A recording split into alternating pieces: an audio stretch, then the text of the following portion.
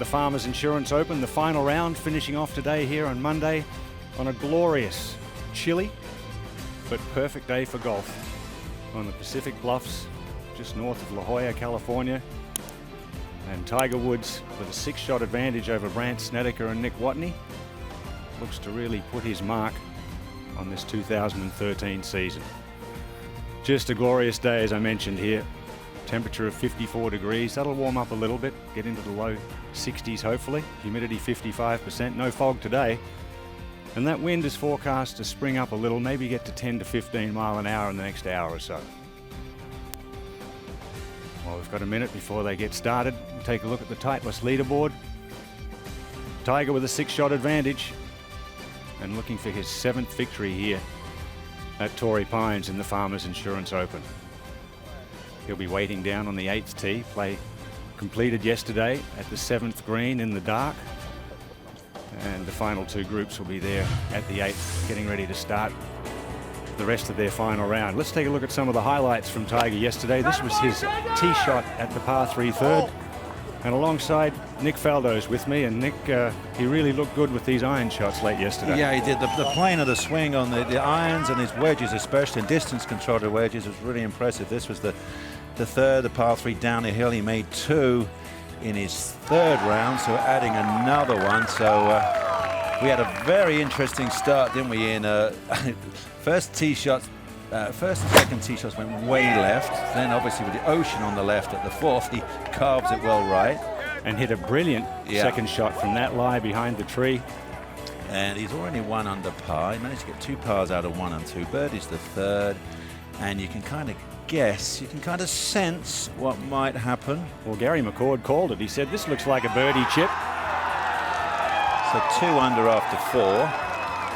And the parasailers and paragliders above were giving him raucous rounds of applause. This is 2nd shot at the par 5 6th with a little 5-wood. Yeah, this is impressive. You know, digging it out, squirting it up, getting to hop up into the middle of the green. You know, and 2 putts there, he gets the 3 under. He's hit 3 drives sideways.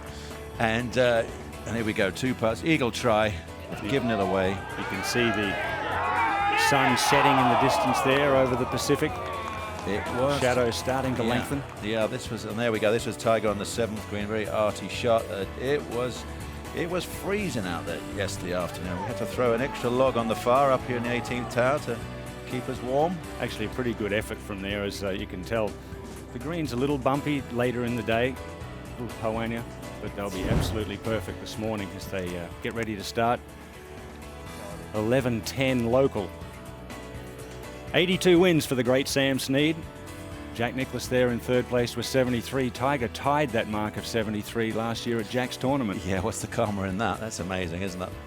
And then 74 at his own tournament at the AT&T. Hello, friends. It'd be remiss of me not to say that with in Jim Nantz not being here. He's gone off to the Super Bowl. I've got Sir Nick Faldo alongside me. We're going to bring you this exciting final round coverage here at Torrey Pines South Course. Nick, we've talked about this throughout the week.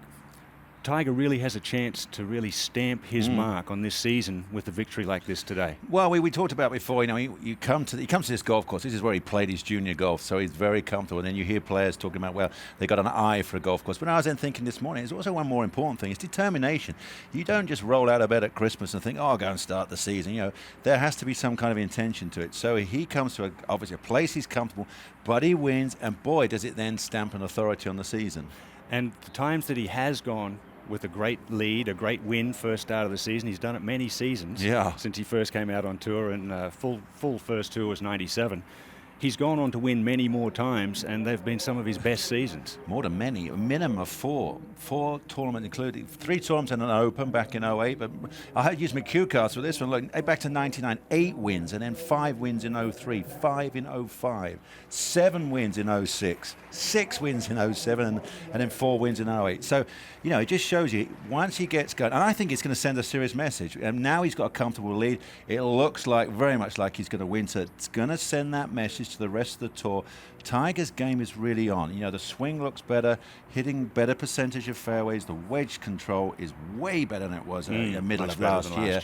And so that sends a message to the rest of the tour. Tiger is ready for the 2013 season. And it appeared to me yesterday, couple of bad shots. First 2 tee shots, made 6 at 18. A couple of bad tee shots at 1 and 2. He seemed to fix it himself during the round. That's what he used to be able to do that he seems to have struggled with a little in the past 2 seasons. Well, it's interesting that, you know, the left going left on 1, then he comes up and hits a left going left on 2. That's interesting because, you know, this is it's a regular tour event. It doesn't have the weight of a major, and we saw what happened to Tiger at Augusta last year. He hit it left going left on 1, left going left on 2, and that was it. That was his week done, almost. He really couldn't handle it. So, you know, you can get away with a tournament. You can find a way to get a score. The most important thing, Tiger with 3 bad drives was 3 under after 6. You know, that kind of cancels all of that out, and that let him go. And, you know, and it's 6 shots lead now.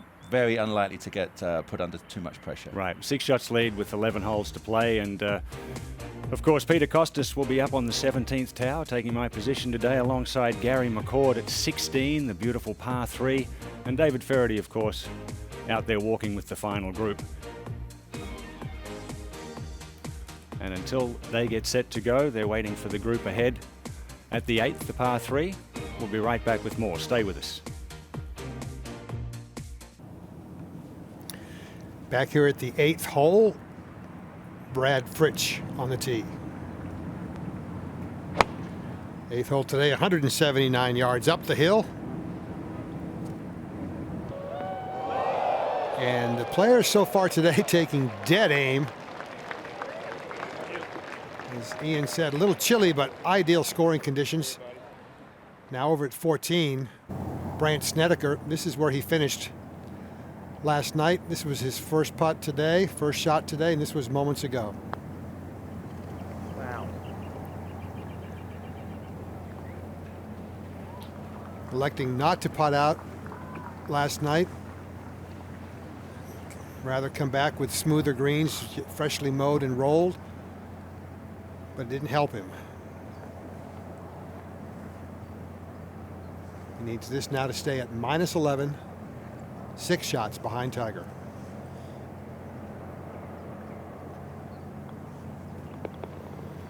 Safely in, so Brandt Snedeker trying to regain the momentum that he had in yesterday's shortened 3rd round. This was, while that was going on, this was Eric Compton back at 8. And Peter, this of course is the second to last group. They decided to wait while the group behind them finished out on the hole they started the 7th last night. So Tiger, actually it's a good thing for Tiger and his group to sit back and watch the guys tee off here and see how it reacts with any breeze, etc. So our final group of the day on the 8th tee. They still have the group ahead of them to play. We'll be back with more action in just a minute. This was a moment ago. We saw the tee shot of Eric Compton. This his second at the par 3 8th.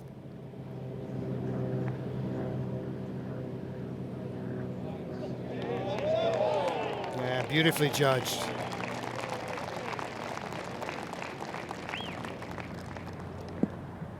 Now let's go over to 15. With the driver, Brandt Snedeker. Yeah, very straight, this 15th hole. Looks like it's fading just a little up the right. Yeah, which sounds, people say, well, why do you say that? But we guys like to work it so much. When we stand up to one dead straight, you kind of, it forces you to make a decision. There's nothing really helping you to the eye.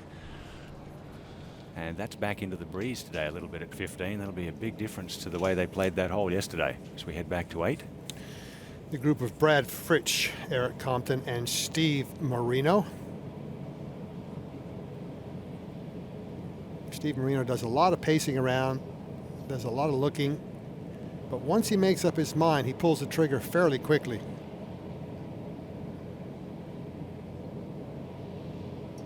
Good aggressive putter, pretty much a reflection of his good aggressive golf swing.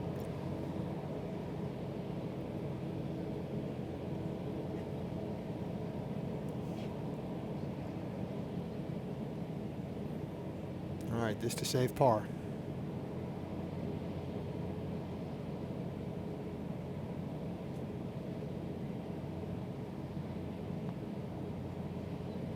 Boy, the ball is staying on the ground so much better this morning than it was late yesterday afternoon with all the traffic.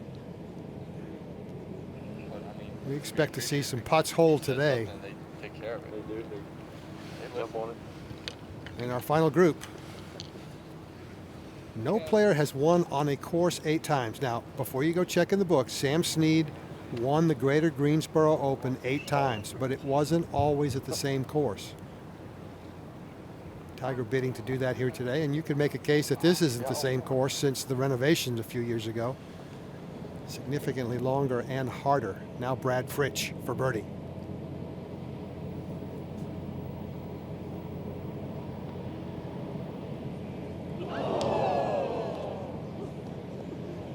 Saw a little bit of that yesterday where his stroke got maybe a fraction longer going back and not quite as accelerating going forward.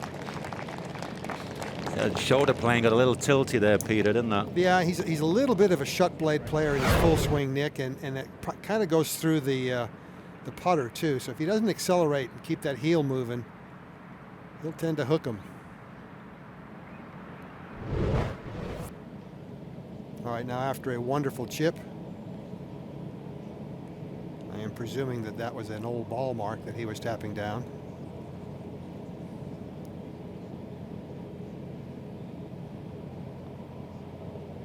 All right, a 3 for Eric Compton. He will move on to the now downwind par 5 9th today with the winds switching around out of the north. Let's go there now. Nick Watney on the tee of the, as Peter Costas tells us, slightly down breeze now. Par 5 9th. Still a monster, 602 yards. But that, look, it's a very narrow fairway. What's that, 20 yards wide? That's threaded down there nicely. Back to Tiger at the 8th tee. Tiger ready to go. An 8-iron. Well, good rhythm on the first swing of the day, David. That's a nice shot right at the flagstick with a club that he knew he couldn't get it there. Couldn't get it over the back. Yeah, well, that's the one place you don't want to be is over with that whole location. And you don't want to be here on 15. No, he's going to have to try and run this up. Missed the tree in front of him. The whole location, unusually for a Sunday, a last day pin, is over that left-hand side. Normally it's jammed over the right-hand side. And that one was from 218 yards, so he'll be quite happy to get it up there somewhere where he can get it up and down for the par. Well, Tiger's had a couple of notable Mondays in California before. Can he make it 3 wins on Mondays here? We'll have to watch and see. We're back at the 8th hole now with Tiger marking his ball after his 8-iron approach shot. And let's go to 15. Where Brandt Snedeker has to get this up and down for his par. Oh, it's funny now. I talked to him a year ago, and he said, I want to learn how to play little low chip and runs, and these guys just don't like them. They grab that 60 and hop them up, and it's a really important shot to have, you know, just that little trap 9-iron off your right toe. Back here at 11 now, KJ Choi for birdie. And you're right, Nick. They don't bother to go to 7 or 8 irons or 9 irons anymore. That's a lost art, almost. Yeah, I think you need it. You need to go and play Europe and learn to bumble a few. And that's not a lost art. That's a great art to have. KJ Choi with an improbable birdie at the 11th. Gets to -7. Back over to 8. David, who's away? Well, it's going to be Billy Horschel, and Tiger's going to be watching this very closely on exactly the same line. So a little left to right early, and then I believe straightening up a touch at the end. Coming from the bottom level up onto the top. First putt of the day, always difficult to get it to the hole.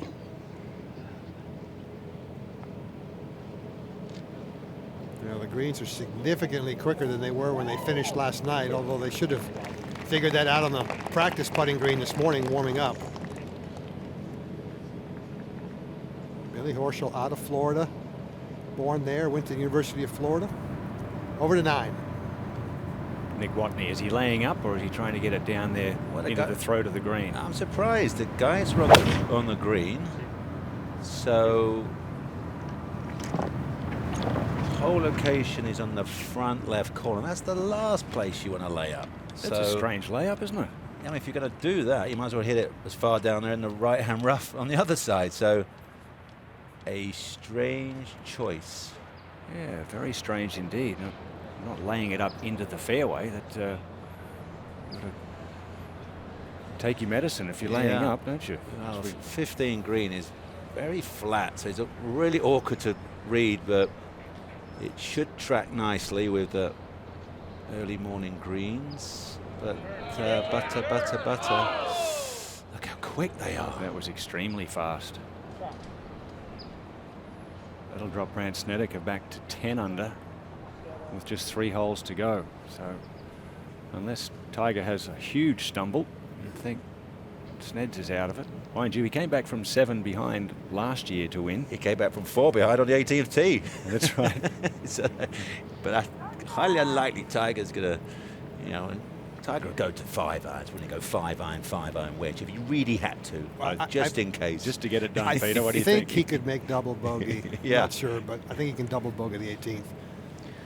Now he's got his birdie putt here at 8 to move to -18. And he knows exactly where to hit this. Outside the left. And he knows it's not going to turn as much left or right at the end.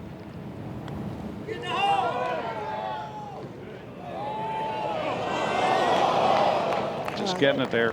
That's a good solid putt. Good start to the day. Solid 8 iron. No stress 3. Very good crowd reaction as well for first thing in the morning.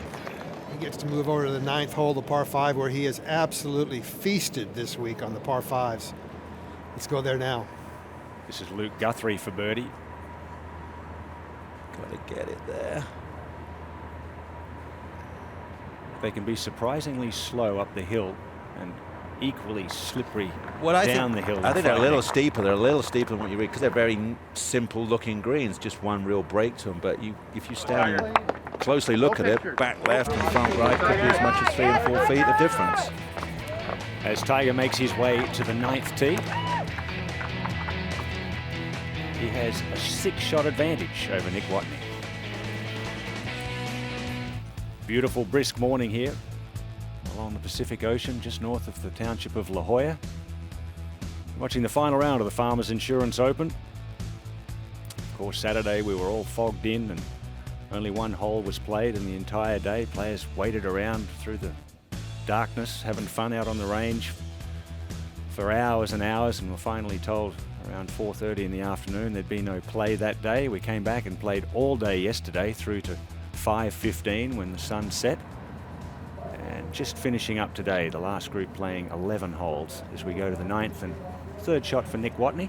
Yeah, well, Snederker played a great shot here yesterday from this left-hand rough, but Nick Watney may be a little too close to the green. Yeah, the half swing won't quite get enough spin on it. That's pretty darn good. Landed it right on the number. 3 very good shots there. Jimmy Walker, Josh Teeter playing alongside Nick Watney. And speaking of Jimmy Walker, wow, this is pretty impressive from the wrong side. Good idea if you youngsters, when you play a practice round, you drive it down the middle of the fairway and the pin's on the left, kick the ball in the left rough. Find out how to play it. dynamite of a shot there for Jimmy Walker. Brilliant. Explosive player.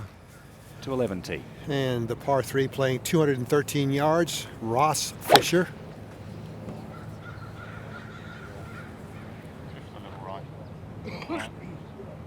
Good solid player out of Europe, electing to take up membership this year.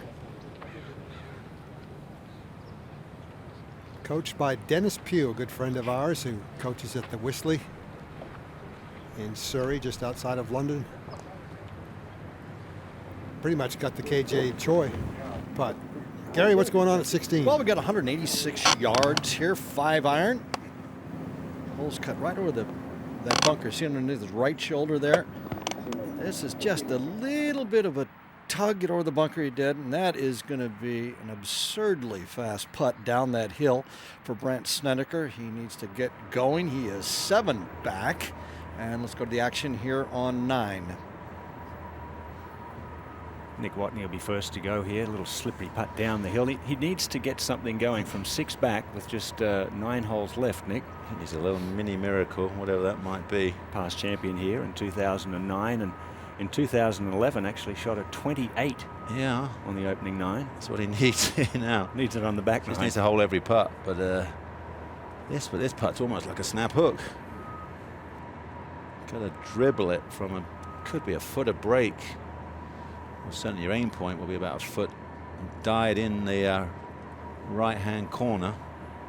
I have to correct myself there and say he actually teed off on the 10th that day to this shot, not 28. So it was a 28 on the back 9, not on the first 9. So Well, even better then. he He's needs done to it do before. it again. He's done it before. So stop messing about. Just do it again. Good way to jumpstart that with a birdie at 9, and then go a little 28 on the back. Then go crazy.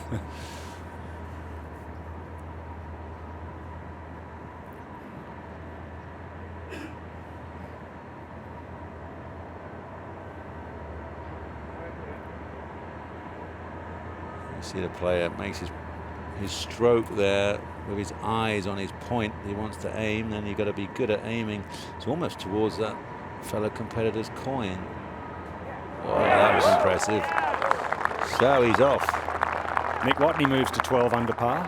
Can't shoot 28 if you don't birdie the 9th.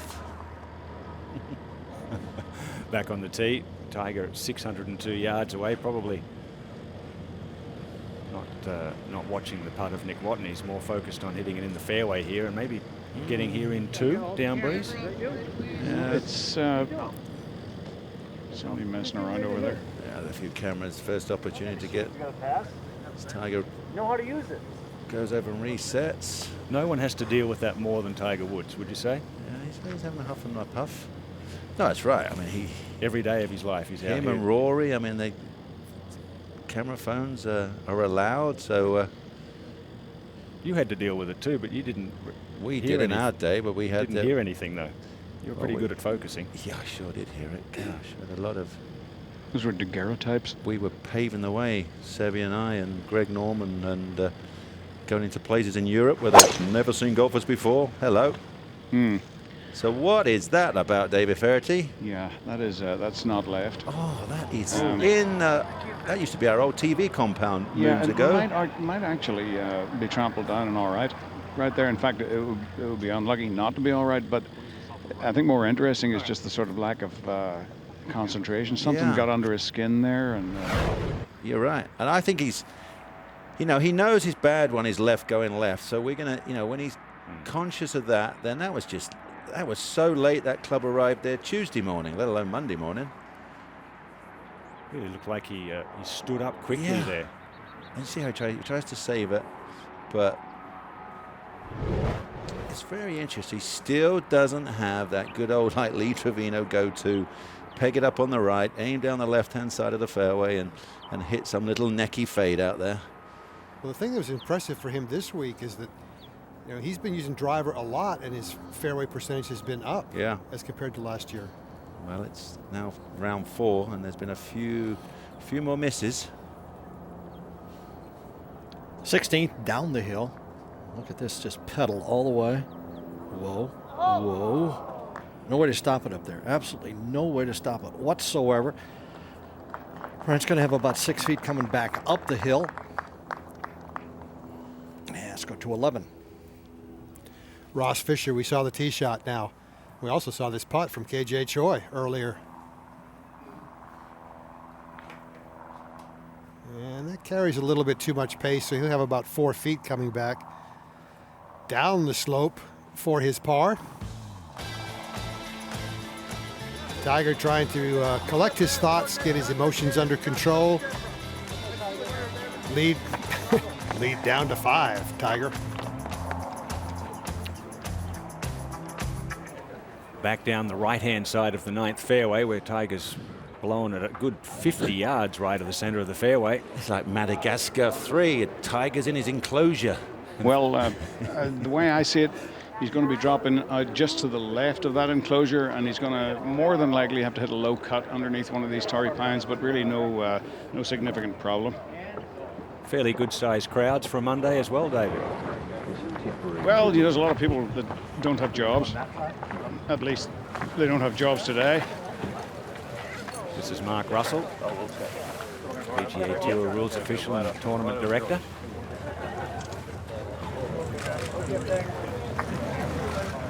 but they just determine very quickly that it's going to be on the other side of the fence. Tiger has to mark the ball. They know the spot. They're going to go around the corner. They're going to have to clear out a couple of hundred people. Well, actually, I've already created a V there to take a look at what he was going to have. Of course, all these people allowed in for free today, free admission. And depending on the drop that he gets, you know, he should have a nice clean last, trample down, and be able to play a low cut back out into play and hit it quite a long way down there. Still make a birdie. It's a par 5. Hey guys, they're all now move back over here, please. Back up! Back up! Everybody 5 steps back! 5 steps back! Everybody this side of the tree. We're gonna have more room, folks. Everybody in the back. Take a couple steps back, please. I tell you what, when you're ticked off on the tee shot because a photographer, apparently a professional photographer, got him, and then you come down and have to deal with this. This is all just gets a bit of heat under your collar. There are a lot of people in this area that are trying to make phone calls to businesses, and they're getting the, I'm sorry, I'm not able to be at the phone at the moment. If you leave your name and number and a short message, I'll be back after the golf. Free drop means you measure 1 club length and then you drop it within the next club. It's if it's a penalty drop, it's 2 club lengths. Free drop is 1 club length. So he has to land that ball inside that second club. All right. There you go. It's nice firm lie. It's even though it's muddy. Guys, other side of the tree, please. Coming right here. Folks, right here. And he's going to hit a low cut under the limb of that tree, get it down somewhere in the fairway within 75 yards of the green, and still make a birdie. He's got to do an awful lot to get things organised. Yeah, this is. Nick, it's always amazing to me, and it's not just, I'm not talking about Tiger, but somebody blows it 50 yards offline, and then these folks want to stand 5 feet away from him on the next shot. That's a very good point, Peter. Contact sport. Well, I think he's got quite an awkward shot because when it's packed mud, you hit down on it, the ball can slide up the face. You never know, it might clip a limb before it gets out of there. I would always hit a driver if I was trying to keep it low with a fade in that situation. No, you can't hit drive. You've got bunkers in front of you, Oh, Finchy. yeah, but 3-wood I'd always pop up too high. Yeah, that's what I'm saying. He might. Hey, Gordon, let the marshal do Plus, that. it's hard work playing a blind shot when you just cannot see where you're trying to thread it. He might be far enough down there, David. He can have a whack at the green. He's not that far down. After No. he hits his shot, please just stand where you are and let it No, and Taking a long iron. cave in here. yeah, something back in the stands. Still, please. He's going to play a low burn-in cut, you know, and the key here is just to try and get it back out on the fairway where he can control that third shot, because that's still a birdie hole, even after the errant tee shot. Yes. Pull on that left. You got it. There's no way I'd be standing there where those people are on the No. left side. So I mean, this ball's going to be zipping past there at about 140 mile Other an side of the hour. tree. Camera guy, come on. Thanks. Goodness me. Yeah, so there's just a lot going on to deal with.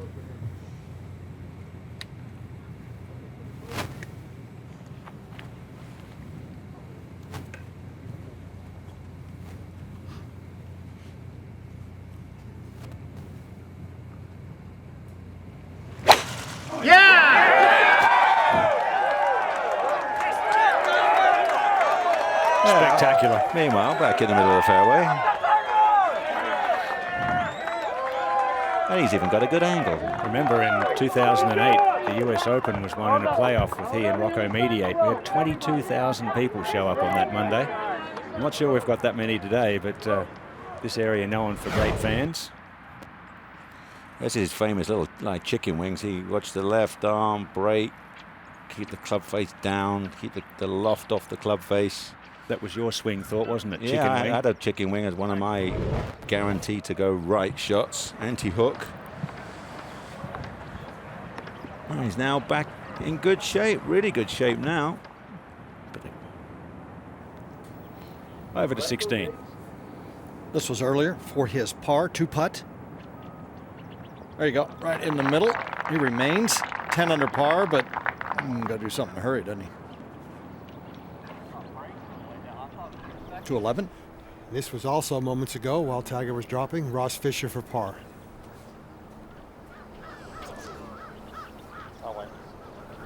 Yeah, he missed that. went on to make this one for his bogey. Now over here at 17 and going with the driver, Brandt Snedeker at 17.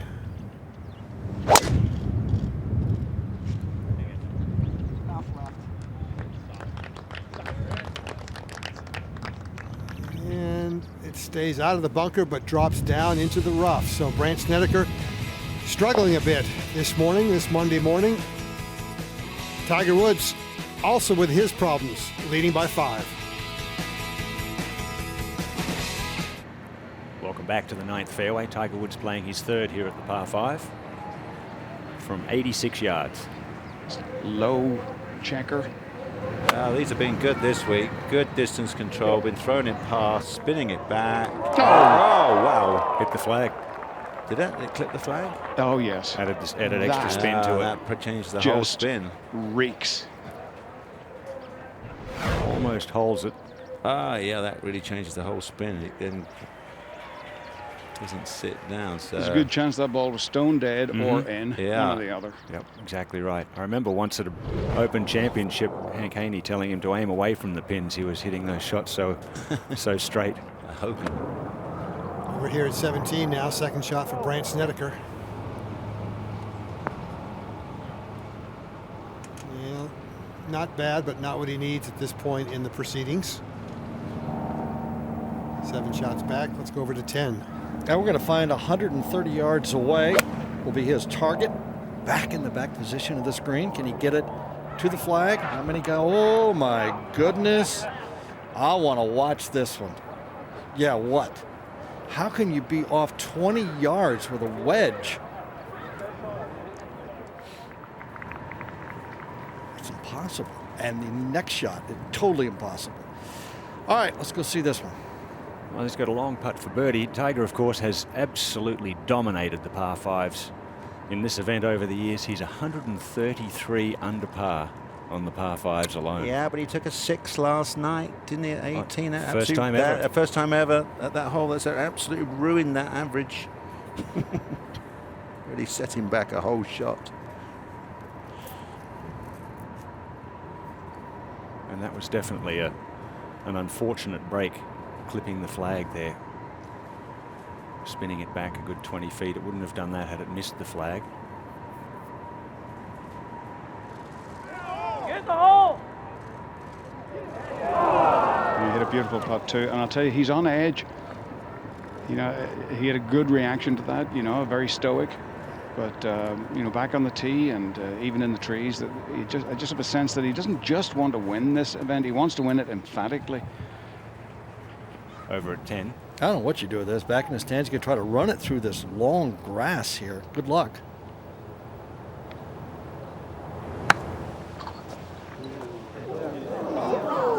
It's just not a place you want to be.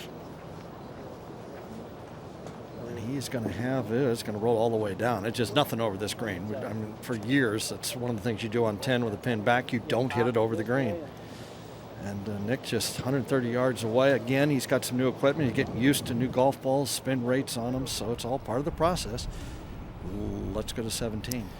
Birdie putt for Brandt Snedeker. Well, he's shortened up his stroke to get a little bit more acceleration, and he's certainly getting every putt to the hole today. Tempo appears to be, it's always on the quick side, but it's a little bit quicker today, I think, than I remember seeing it. Tiger Woods now with his par at the 9th has a 5-shot lead, but most likely a bogey coming up for Mr. Watney. Let's go back to 9. And this is Billy Horschel in that final grouping, putting for a birdie. Well, Billy flew his 3rd shot all the way up on top and spun it back. It hung on the side of the hill for what seemed like an eternity and came down to here. Eventually, shot took about 1 minute and 30 seconds to complete itself. This one, nasty little swinger downhill from the right. Yeah, he's got to start it just outside, but soft. There you go, beautifully done. He's made 14 cuts in a row. That's Billy Horschel.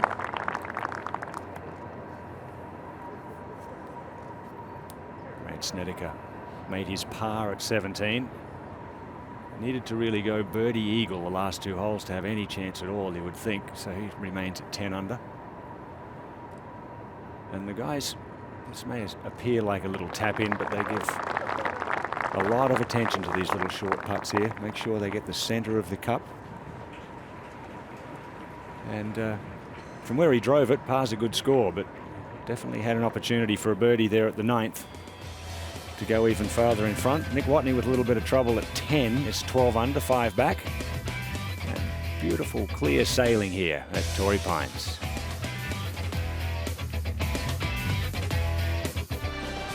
Beautiful clear skies here for the final round of the Farmers Insurance Open from Torrey Pines Golf Course, a 36-hole facility right on the Pacific here, just north of the township of La Jolla. It's a nice, brisk noontime here as we go to the 10th and Steve Marino. See the track, how it leads into the ball. So if you're going that way, it's going to feather it out there, and you can kind of get to the back of the ball here. But let's get the right yardage. Let's not go over the green. We saw Nick Watney. Got a good motion for the bunkers. He just downloads it, gets his hands way ahead. Fairway bunkers, I should say. It's fine. It's going to have it straight up the hill there from about 40. 30. Remember when he hit it over the green and then tried to chip it through the long grass, this for his par.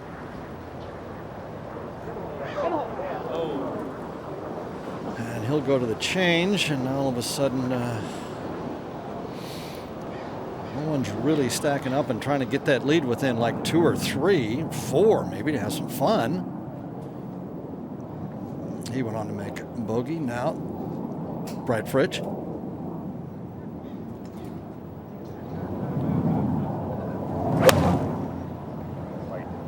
As soon as a bite, everybody said, bite, don't go over this green. Gene, what are we doing here, guys?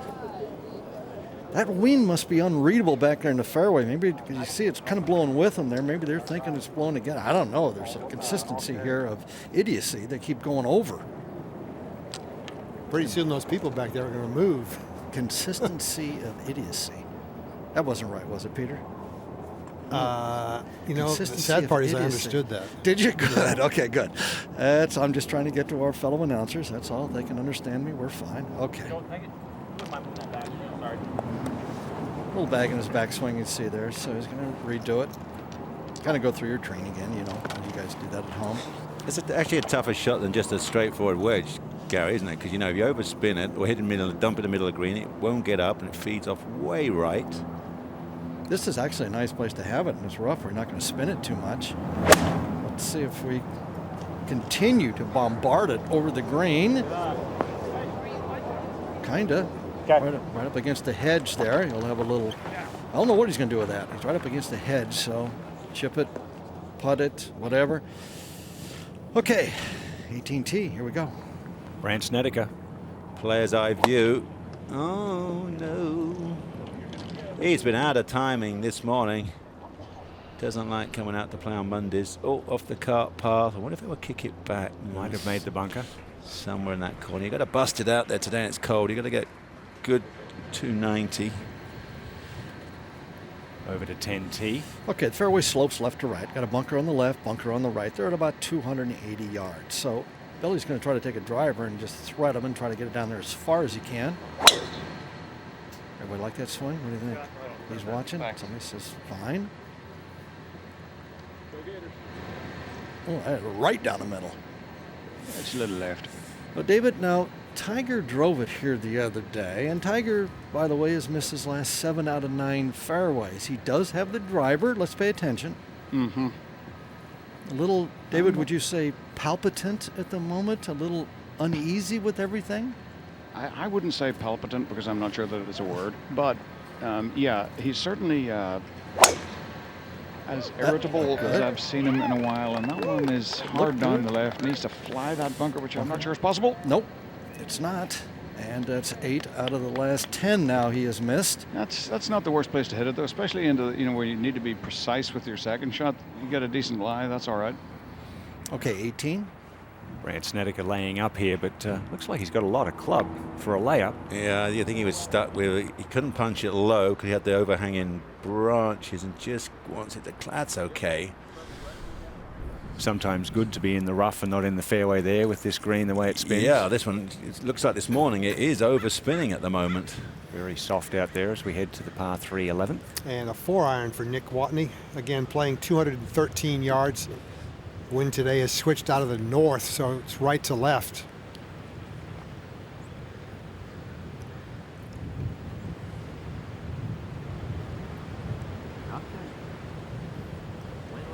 Yeah, it's picking up, isn't it? Well, you got to make a choice here. If you're going to cut it back into the breeze, it's one club. If you're going to work it with, it's another. Let's go back to 10. See, you just can't do anything over this green. There's nothing to do. You can't hit it up in the air. It rolls 30 feet by. You're in the shade, and it's damp in there and cold. I bet that ground is freezing. And he's still got it. I mean, this is really a tough shot here. And just a little, this is probably easy to hold in the back 9. And it just gets all involved with the club and the grass and just a lot of friction. He's got no play with his wrist there. That was really wooden. That's his style of play anyway, but... this is tough here, Nick. Yeah, well, let's see if he does the same thing. You're right. He's got no hinge here. Yeah, you've got to have that freedom in the wrist, that little lovely softness, almost like you're messing around with a ping pong bat, shaping shots. Yeah, he's just trying to swing his arms, and he's going to make it. But we see all great players, you know, around the green, Seve. He had his wrist, and he cocked that club real quick. Phil does it. Tiger does it. You got to be able to get the ball up in the air in a hurry out here on the PGA Tour, because these holes are cut right next and in corners of the green. Just about impossible. Let's go to Snederker on 18. And a great look at the traditional Sunday hole location here at the 18th. Yeah, 5 on, 5 from the left. It's in like a little bowl in that left-hand corner. 8-iron for Snederker there from 138. Now that's on the upper level. That'll be another race. He hasn't clicked this morning. Back to 11T. All right, now he switched to a 3-iron. So most likely going to try to cut this back into the breeze. Make sure he has enough club to get it there. Well, no cut, but it is flag high or so. All the way across the green. It's all right, get through 11, get through 12, and then he has a few holes he can take advantage of. Let's go back to 10. Well, definitely is a beautiful day, but you can see the sweaters on everybody. A little cool out here, about 56 degrees. Wind's supposed to kick up. This is a cold front coming through, so it's blowing the opposite of yesterday. It's blowing from the north.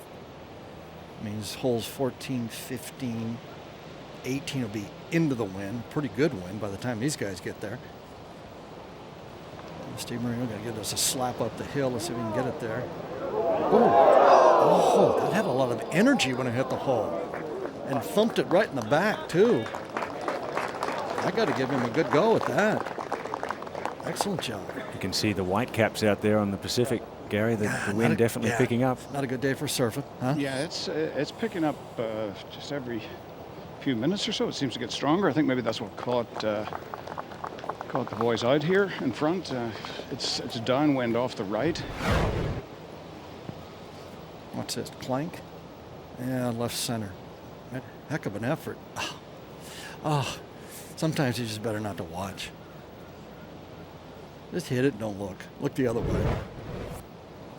There we go. There's what we're expecting. I mean, they're talking about 20, 25 mile an hour gust. All right, Eric Compton now up against that hedge. Let's see if he, basically what you want to do if you're going to putt it, you put your head ahead of the ball so your stroke's going to go up in the air and right down on top of the ball. Yeah, he whiffed it. Got a little involved there with the grass again. So this 10th hole, playing havoc with these guys with their wedges. Tiger back in the fairway bunker, an odd angle, but he's got a very good angle on the whole thing because he's up by 6. Back at 11 now. Cross-country journey for Nick Watney's ball.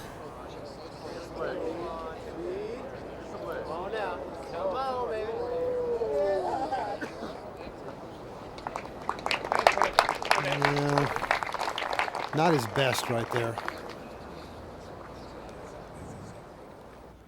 Let's go over to 18. Yeah, it's further than you think. 32 feet, this putt. Down a very slippery little tier, back to 10. Okay, David. Yeah, he has sand wedge here from 128 yards, and he's got to take more sand than he would like to. It's not a great lie, but he can get to the back of it. Ooh, just chopped it out of there. Yeah, he had to go deep and right. Pretty good out there. Yeah, good That's shot. actually pretty good. Yeah. I mean, his hands never got above his belt on that follow through. And I don't think he's going to be shooting at too many corners today. What do you think? With the 6 shots now in the lead? And we're about to turn into, 11, 12 is going to be a beast. Yeah. What's this? Now, what's the follow through? Look where his hands are gone. Right there. Never, just right at the belt. Just plowed right down on top of it. Aiming right for the middle of the green. That's what you got to do. And then just dare somebody to come and try to get you.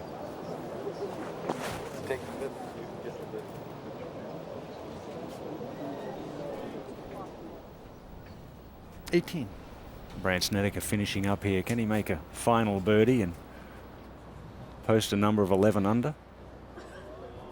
To dig deep. There you go. Whoa, what a great try. That was it. Broke across the front left edge of the hole.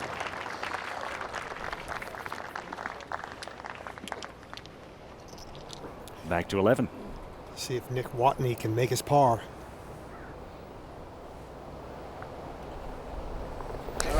All right.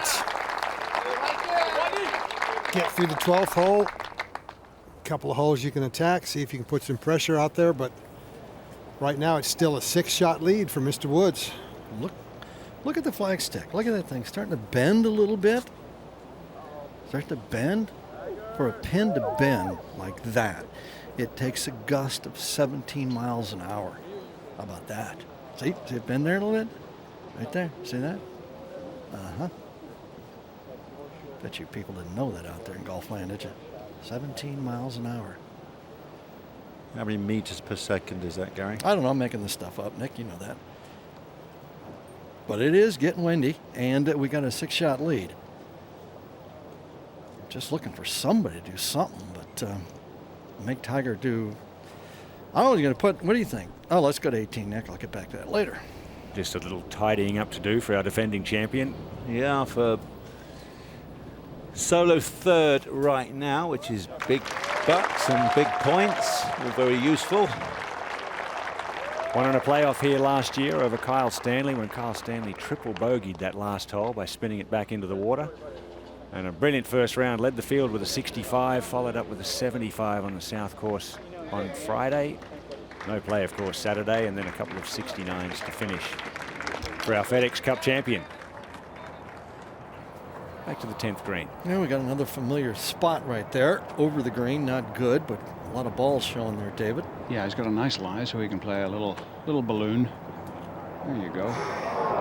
Played it very nicely. Yep, very nice. Just a moment ago, that'll give him a nice uphill putt. And Casey. I don't know how his ball stayed here. He got completely.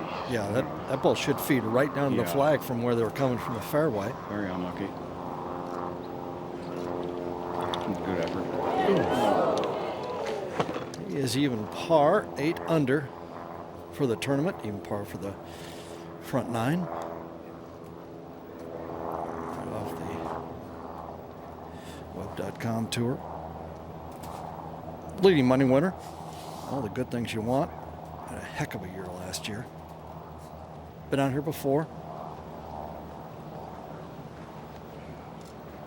David, remember back when Tiger won the Open by 15? Yep. And he started setting.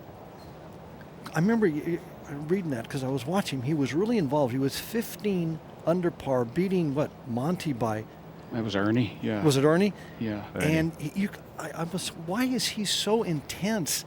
And later he said, I had to send another goal right there on the golf course. And remember, he did not want to make a bogey. That was his big deal. He just was. Is he at that point now where he is just going to set another kind of goal here? He's up by 6. He's got 9 holes to go. Do you think he's going to throttle it or what? I think that's where he'd like to be. But it just shows you it's been so long since we've seen him play well. right now we're looking at him 6 shots in front, and he's not playing No, well. you're right. That's how good he is. When he does play well, he will win by 15 again. Well, he played really well at Muirfield Village. That was some seriously golf ball under control. I think this 9, guys, will just be about confidence, won't it? That's a good putt there. Yeah, Just to see what he can do with that big lead. Today's a big day for him because he doesn't want to just win. Yeah. You know, he doesn't want to win by 2 or 3, or he'd love to get it to double figures.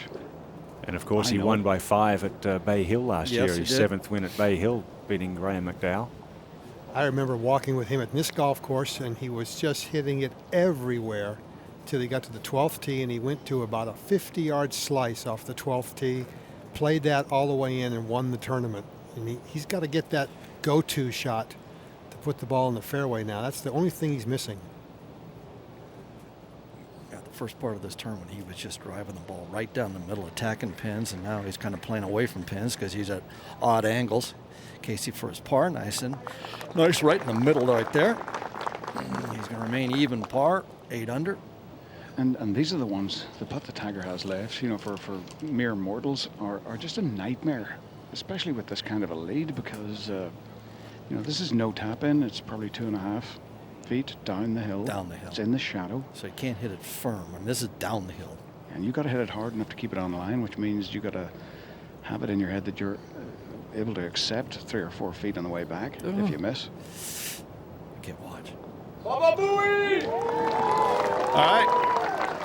Now we got 2 holes to go, ladies and gentlemen. The 11th and the 12th hole, really difficult against the wind. Big holes. Let's see what happens here. Right now, he has got both hands on the steering wheel. Tiger Woods by 6.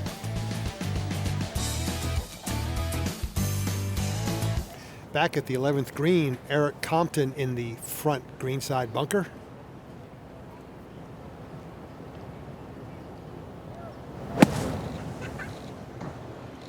Smartly playing out to the left, not taking the direct route to the hole. That would have forced him to carry the ball probably another 5 or 6 yards in the air.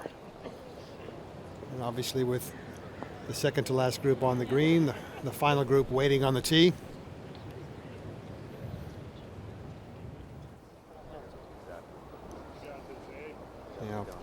Brad Fritsch again with another one of these little chip shots.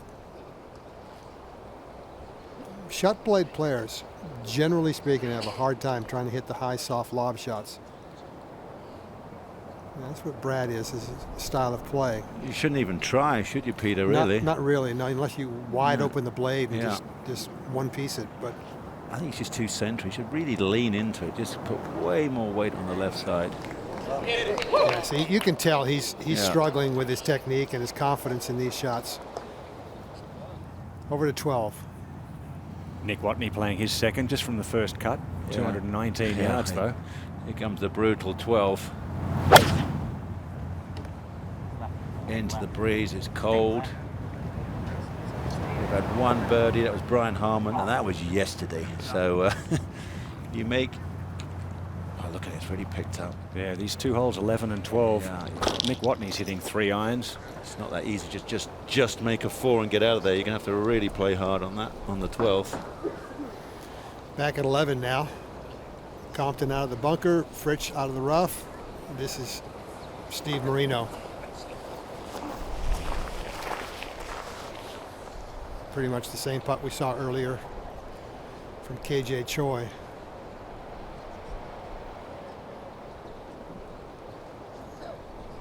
Coming back from knee surgery.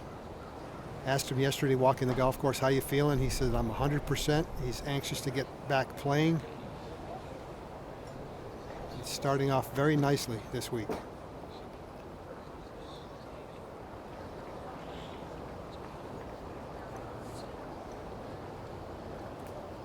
Up and over the ridge, see if he can control the speed.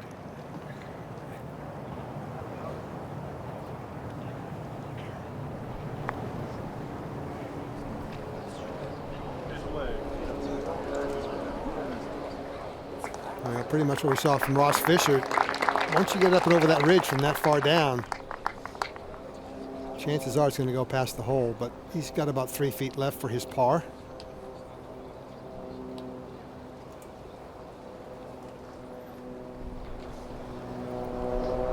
It's cold down here. I wonder how cold it is up there, guys. I believe that's a microlight, and it's the biggest wing I've ever seen on one.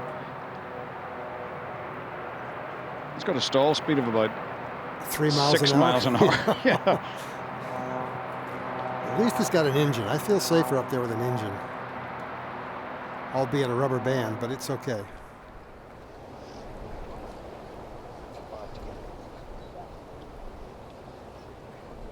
All right, Eric Compton trying to figure out what this is going to do.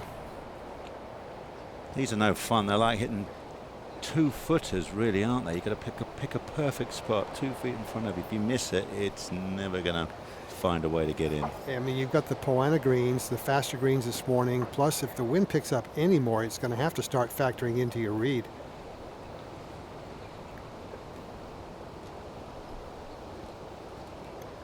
Ocean to the left, hill to the right.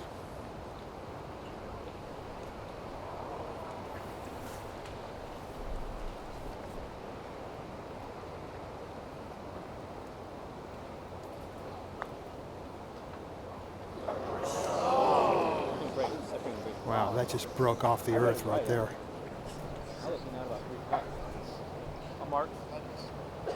That was just a classic misread. Think you hit a good putt. After you hit it, you realize, wow, I never saw that. 4-12. There's the chip shot for Josh Teeter, just short of the green. This will be a popular spot here today on 12, Nick, just short of the green. Well, that is a sensible mess. Just try and keep it on the short grass. No point in grabbing 2 clubs and slicing it on the wind or something. Pin high will be tough up and down. Back to 11 again. Now Brad Fritsch, a little bit different line, but it's got to move a little bit to the right from here. And Pete, there's something that doesn't, it doesn't feel right. The pace of play is, I mean, it's terminal at this stage. I think it's because there are so many groups. Two groups on one tee, several those types of situations, and the field hasn't separated itself yet. And yeah, it's kind of like a shotgun, and you're starting two teams on each hole, because a lot of guys elected to finish out. Other guys elected not to. It's like we saw Tiger and his group trying to wait on the 8th. Nick Watney now. Thanks, Peter. It's one of those little chips back into the breeze. You can get plenty of spin on it.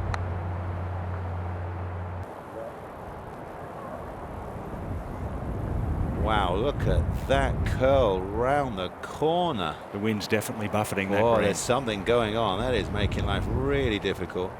When we see this guy go crashing into the back of the TV tower, then we know he's in. But that thing went sideways. All right, back at 11. Brad Fritsch did make his bogey. And you saw he thought it was going to break right, didn't break as much. Probably was influenced by Eric Compton's putt. Now the last chance for par in this hole out of this group, Steve Marino.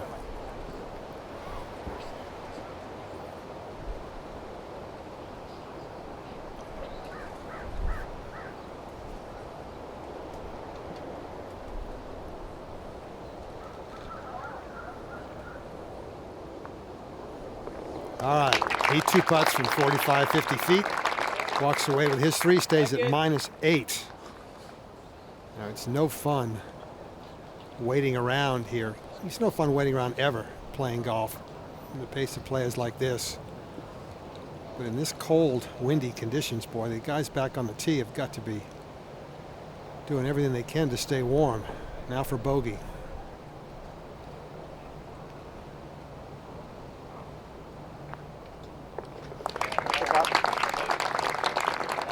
All right, Eric Compton stays at -8, tied for 4th. Yeah, you had 3 good golf shots, but.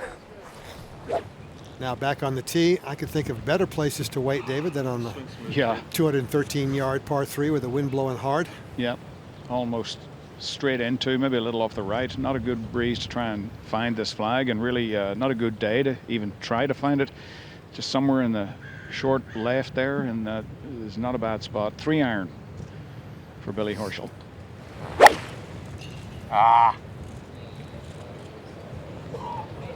Get left of the bunks at least.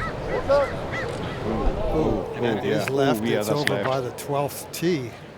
That'll be an interesting excursion from there. Well, if the field staff had known that the wind direction was going to be this way, I don't believe that it cut the hole back here, but this hole was cut yesterday, remember, in different conditions. Well, Tiger has 4 iron out, and he has gone to the left side of the tee and is making very much a low, sort of a cut style of practice swing. He would have to keep this down, I would think, to Yes. get it back to the hole. Or he could be playing, as we've seen Tiger do many times, after a 10-minute wait, he's going to play it toward the safe part of the middle of the green and not even challenge the hole location. And it's blowing hard now. Definitely a cut swing. Didn't cut, it caught the back of that bunker. We'll have to see what kind of a lie he has there. Yeah, and he's got a lot of green to work with, but he doesn't need it up that slope and the down slope. Now over at 12. Yeah, and a huge putt for Nick Watney to remain at 11 under. Well, hugely difficult as well. We just saw it come up and go sideways. There he goes. Look at the winds. Got it. Slope. Look, it's getting a little bit. Yeah, that wind is really making a difference here on the greens at 11 and 12. 14 will be a tough one as well. 16 right on the bluff's edge.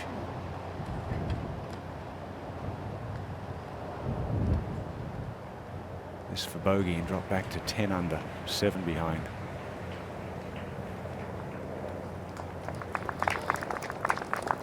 So Brandt Snedeker is in the clubhouse at 10 under par. That's the best score after a 69 today. Nick Watney drops back to 10 and Tiger's in the bunker at 11. We'll be right back. That's the lie of Tiger Woods' ball at the 11th. The lie is not bad, but the stance, David, is going to be a problem.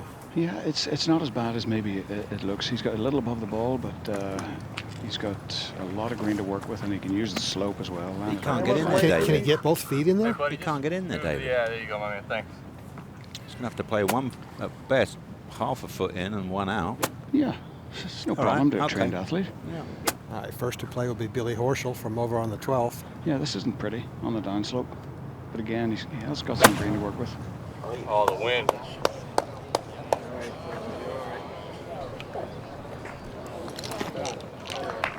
Just a gust of wind knocks that 6 inches offline in the air, can translate to 6 feet at the end.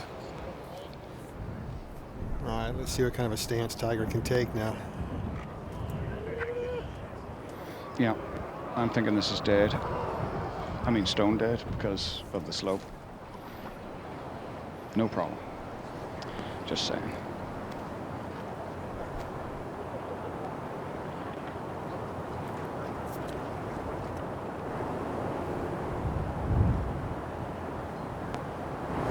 Get him on!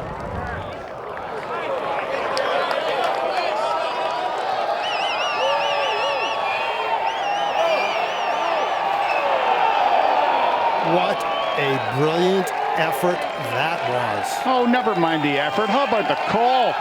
That was pretty good as well. Come on. Throw me a bone here. Just give it up, ladies and gentlemen, for David Ferdy. Thank you, I appreciate it. That was- No, I mean, it was one of those shots that just, for him and anyone who can mold themselves to a slope, I mean, the average human being is going to probably need an ACL replacement, but it just shows you his conditioning. Get him on! Any question about the strength of his knees were answered there. Yeah, that left knee was his bad one. That's just a spectacular shot.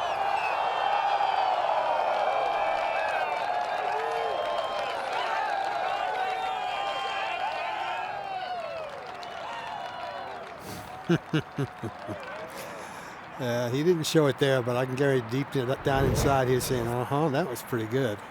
Well, Peter, he's really just having to avoid bogeys with a 7-shot lead, and that's another hole done where he's avoided the bogey, a hole that bogey lurks any time, doesn't it, at 11? Well, with his short game, with his putting now, and with his attitude, is there anybody any better that parring you to death than Tiger Woods right now? I mean, I know he hits the errant tee shot every so often, but he still manages to make pars. In fact, yesterday he made 3 birdies doing that. He can grind it out with the best of them. That may be the attribute that he has that I most admire. There's no give up. He's grinding all the time. Peter is proven to be the best front runner in the history of golf. In 49 of 53 third-round leads, he's gone on to victory.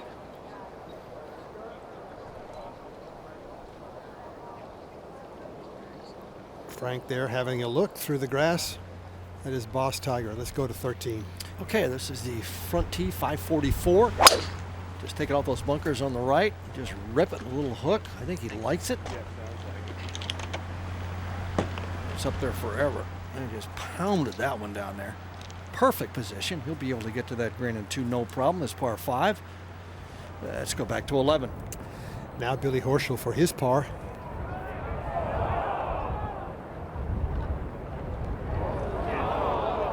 Yeah, it was always going to be a difficult proposition from where he hit his tee shot. So he drops one at the 11th, moves to -6.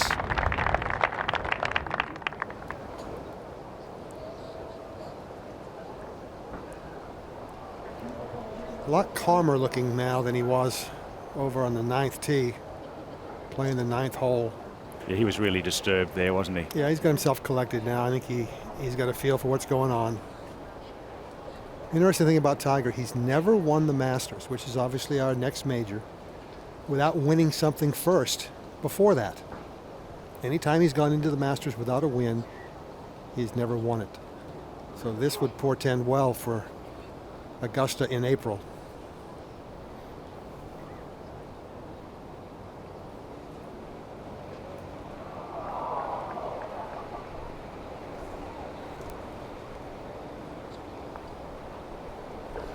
All right, nicely in for Casey Wittenberg. Stays at -8. Of course, everybody wants to know, when will Tiger win another major? Well, the best way to get a feel for that is how many tournaments will he win between now and Augusta. The best way to prepare for a major championship win is win other tournaments. And of course, his last major championship was right here on a Monday at Torrey Pines when he won the 2008 US Open. He tends to do well on Mondays, Ian. Well, he won the 2000 AT&T up at Pebble Beach as well. The tees moved up on 12. We did that yesterday, but it's still 481 yards. Just to back a smidgen, Peter, it's 472, but Oh, you know, 472. yeah, but it's freezing cold, so you're right. It's still playing 490. Well, he hasn't hit a fairway yet, so this will be interesting. Well, for a while. So this will be interesting which shape he tries down here. Nick, I was walking with him, and he was really struggling several years back. I don't remember exactly the year, but all of a sudden he came to this hole, and you could see the gears change when he goes, okay, I'm not working on my swing anymore. I'm not trying anything. I'm just going to put this ball in the fairway. And he literally started it out toward the car park and sliced it back into play. Yeah, let's go a little bit of that. Okay, sweet. And he played that shot all the way in, and he wins the tournament. Yeah. It's a little bit like a playoff attitude. Doesn't matter how, it's just got to beat everybody. It's a tough tee shot, though.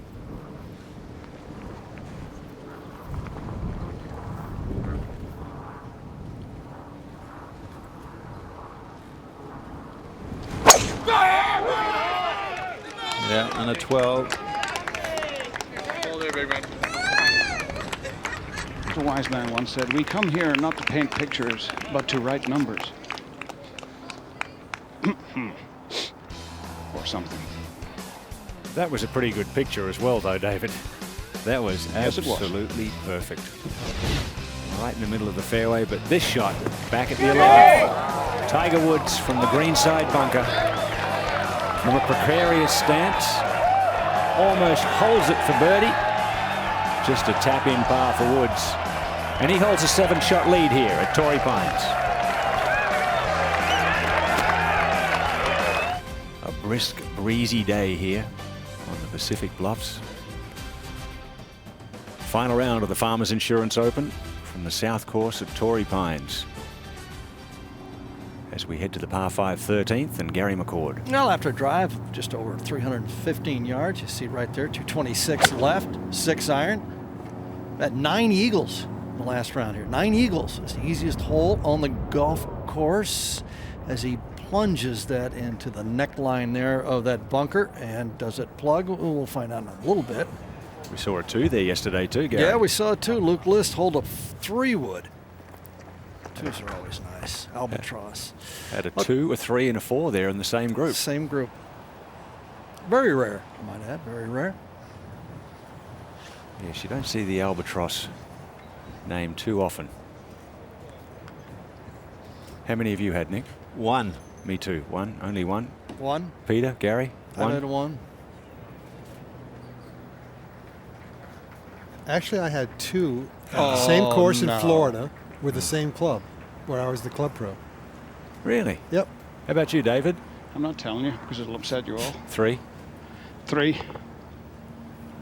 I wonder how many Tigers had. It'd be an interesting thing to find out. Have we ever seen one on? We've never seen one in official play, have we? Didn't we see one last year at the US Open? At the Masters. At the Masters, we've seen it too. No. Trevor Tiger hasn't done one. Oh, has he? no. Has Tiger ever done one on tour? I don't In a believe so. tournament on television while we were doing the commentary? No, I would remember No. that. Yeah, we're going for a no on that one then.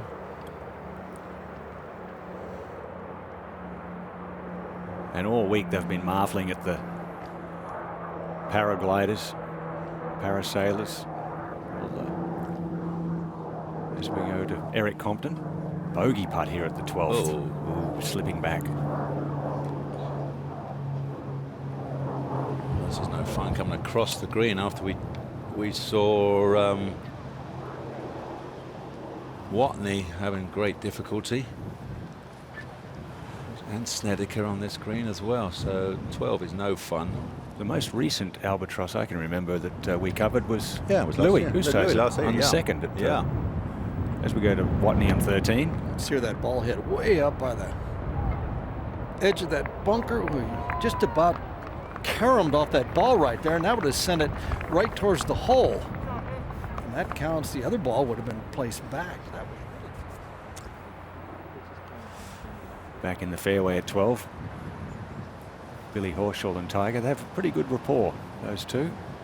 Tiger giving Billy Horschel an invitation into his tournament back when he was still an amateur.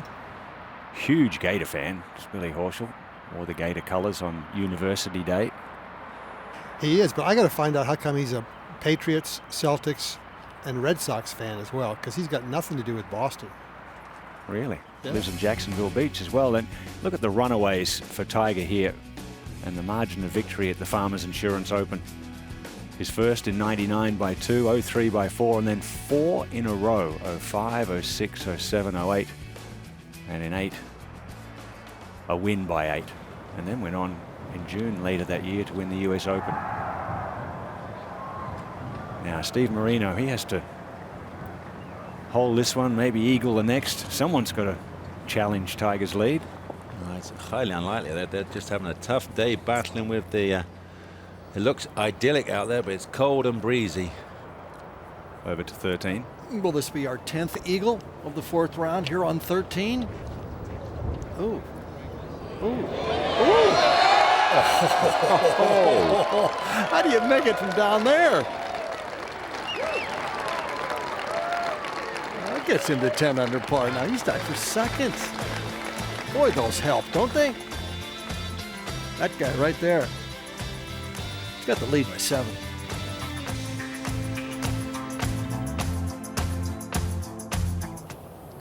Nick Watney now trying to get up and down out of that front bunker for his birdie. Oh, just barely hit that, didn't he? Oh, it tickles. Hey, Gary, did you know he's the foremost authority on tour of hip-hop music? Yeah. Jay-Z's his guy. He will sing some rap. Really? Oh yeah, he's right there. Can you rap, Gary? No, not at all. Not at all. Still like this club though? I like a little 3/4 one. I think he's more of a square dancer or a shagger or something. McCord. Square dancer? With his funny shaped legs, he couldn't go in a straight line. It's not about me. It's about Tiger today, guys. Focus. Billy Horschel first. Find a way. From 206 yards. Yeah. So 3 iron. I was just going to say. And that is 50 yards right. How And it may just nut somebody. Ooh, no, didn't quite carry. It's all about how solid can you hit it down 12. Everything just gets magnified. Well, Tiger's just 3 yards closer. He's got 203 to the flag. This is 5 iron. Wow. Now, that is not a lot of golf club. So I don't think this is getting very high in the air, and he is going to mangle it. He's just looking for front edge. That's what he wants to do. He just wants to, you know, be aggressive, hard and low. If he gets on the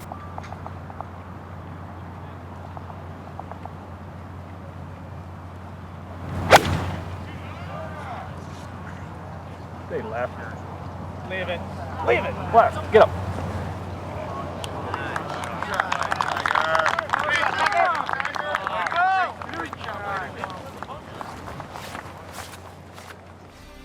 Brandt Snedeker in the clubhouse with a 69, finished up this morning. How about Ricky Fowler? He was tied for last after the first round, and he's come back with a 68 this morning to finish, well, right now he's tied 6th. Might even get better than that. Yeah, he was completely out of it, out of the cut, well out the cut. And so Friday was a big day. I think he was at 77%. That just shows you, you never give in. You never know what might happen. Robert Garrigus, a brilliant 67. That's best round of the final round so far. The big hitter leads the field this week in driving distance. Steve Marino still out there with a couple of par 5s coming up for the big hitter. He might jump up there a little closer to the top. Eric Compton tag riding's struggling a little, as is Brad Fritsch. Pat Perez, the local, couple over today, 1 hole left to go. Maybe he can eagle the last, finish in a blast. Jonas Blix, the winner on tour at the end of last season. They're middle of the pack. Nice 70 by Patrick Reed to finish 2 under. And Tiger just has to keep grinding out the pars, perhaps give himself a birdie opportunity at the 2 par 5s, 13 and 18. Beautiful blue skies adorn us here along the Pacific Bluffs. The beautiful south course at Torrey Pines, just north of the village of La Jolla. And it's brisk and windy out there today as we go live to the 12th, and Tiger Woods once again a brilliant approach here. That was a hideous lie. Just a 3-footer left for the par, and that's all he has to do on these difficult holes. Continue to make pars, because as long as he has that 7-shot advantage, Nick Faldo, it's going to be very hard on a difficult day like this for those trailing him to make birdies to challenge. Well, they're just grinding out their own scorecards right now, completely engrossed in what they're doing, and that's correct. And if some fantastic stuff was to happen, but with Tiger 7 ahead, he's just, well, I wouldn't say cruising. He's battling hard because there's some tough hole locations, tough breeze, but he's doing a great job at making those pars. The weather today, 56 degrees, but with the wind chill factor, it feels a lot less than that here on the shores of the Pacific. Onshore breeze blowing in, currently 10 miles an hour, but it's been gusting up to 15 to 20 at times. You can see the occasional white cap out there. Just a spectacular view. Of course, we were socked in with fog all day Saturday, hence the Monday finish. And Tiger Woods looking to stamp his mark on this 2013 season with brilliant play. And so far earlier today, with his first tee shot of the day, around 25 minutes past 11 local time, 25 past 2 Eastern. Yeah, he started on the 8th hole and just eased one up there. Sensible play over the green on 8 is the no-no. And up the hill for his birdie from 30 feet. Good way to start, really. Middle of the green. Well, good, safe first putt. If you just don't like the shot, if there's anything, but this is fascinating. He's been having trouble with the driver, and look at this one. He was put off by a photographer before it, didn't collect himself on that, ended up in the hospitality area. Would get a free drop from there, and drop it here, hit a low punching long iron under the trees. Actually a brilliant shot because he had to keep it low, but he's got overhanging branches, he had the bunkers in front of him, but then perfect angle for a little 85-yard third shot. Yeah, couldn't have left it in a better position from there, really. Right angle of attack. And watch this. This has been the #1 for me. Biggest improvement from last year. Look. If that had missed the flag, that would not have spun back as far. Just clipped the edge of the flag on the way by. Yeah, his wedge play has been really just short of perfection this week. And another uphill birdie attempt on his second hole of play. He's 133 under par on the par 5s in this event. Just dominating the 5s. But this really has been the shot of the day so far. Yeah, that's awkward. You know, when the ball is below your feet, you're not 100% sure how soft the sand is. He had to play the professional chunk and run, and that is quick down that hill. So that was, as I said before, just short of perfection. And now to clean up at the 12th. Yeah, 12's been a brute. We have one birdie here over the final round. Well, that's 5 pars in a row today for Tiger Woods. 8 and 9 to finish up the front 9, and then pars at 10, 11, 12 is very good indeed. As we go over to the other side of the course, Phil Mickelson finishing up, struggling today. Yeah, only 18 back on Tiger now. He's disappointed. Local boy, loves it here. This will be hard work playing like this weekend.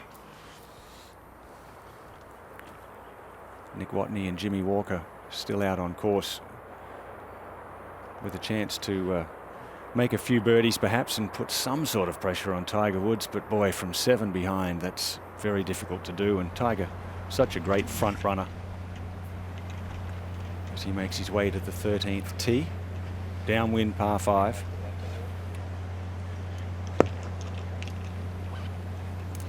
Yeah, shortened up. So he's got a downwind, downhill left to right. So just one good drive on the short stuff. He can make this in 2. Yes. A couple of guys have got up there today in 2. Yes, we've seen 10 eagles in the 4th round here at 13 because they have moved it up to the old back tee before they made that new one for the US Open. Rhythm looked better there. He might have saved that one. Yeah, it was a little smooth, a little bit more complete. And another fairway. Hello friends, Ian Baker Finch here alongside Sir Nick Faldo, standing in for Jim Nance today, who's on his way over to New Orleans for the Super Bowl. And we've had some pretty good golf so far, Nick. Obviously Tiger Woods leading by 7. Really looks like he could stamp his mark on this 2013 season early once again. Yeah, I really believe so. I think we've been talking about this, how important it is for Tiger to come out. This is like a home track to him. This is where he started his golf. The players always use that line, you know, it fits my eye. But the other important thing, I think, is determination as well. I mean, you don't just roll out of bed and then, you know, and say at Christmas and go, oh, I'll just go and play the first event. He comes here with some serious intention.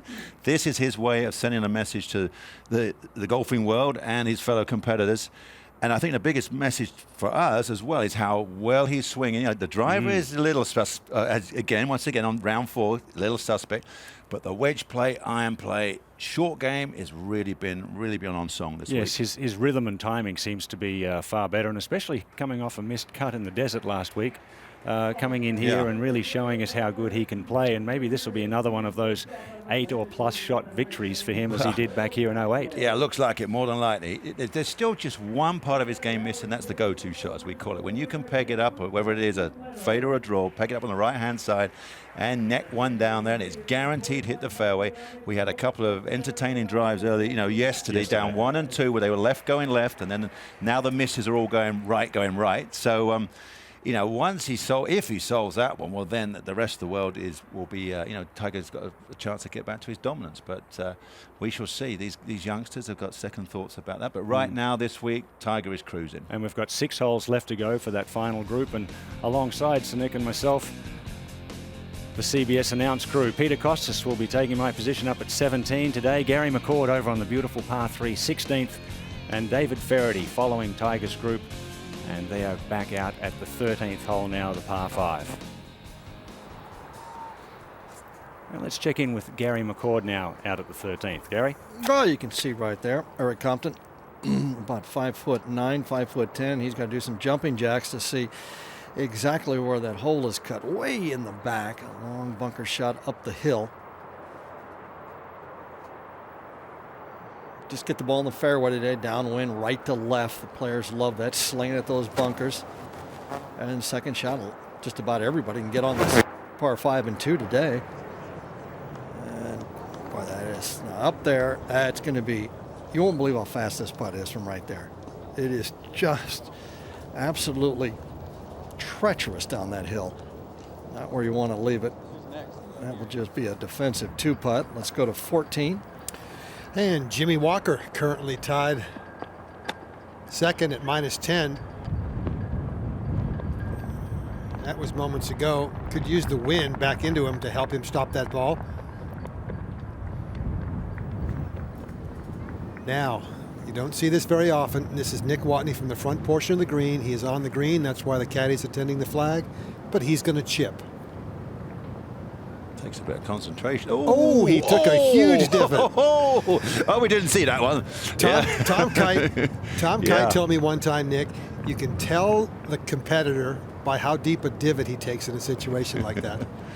If you're scared and you kind of blade it and don't touch the ground, but he took a chunk out of that. We see Phil Mickelson do that a couple of times on the 9th green at Riviera, and of course they do it at St Andrews as kind of standard practice to get over the humps and across the corners of the bunkers. But that was a good one. Well done, Nick Watney. Let's go back to 13. You're going to need sutures to repair that one. And of course, you've got to remember that next week the Superintendent's Tournament's coming here to the South Course at Torrey Pines. That pin won't be front left on that green, I'll tell you that.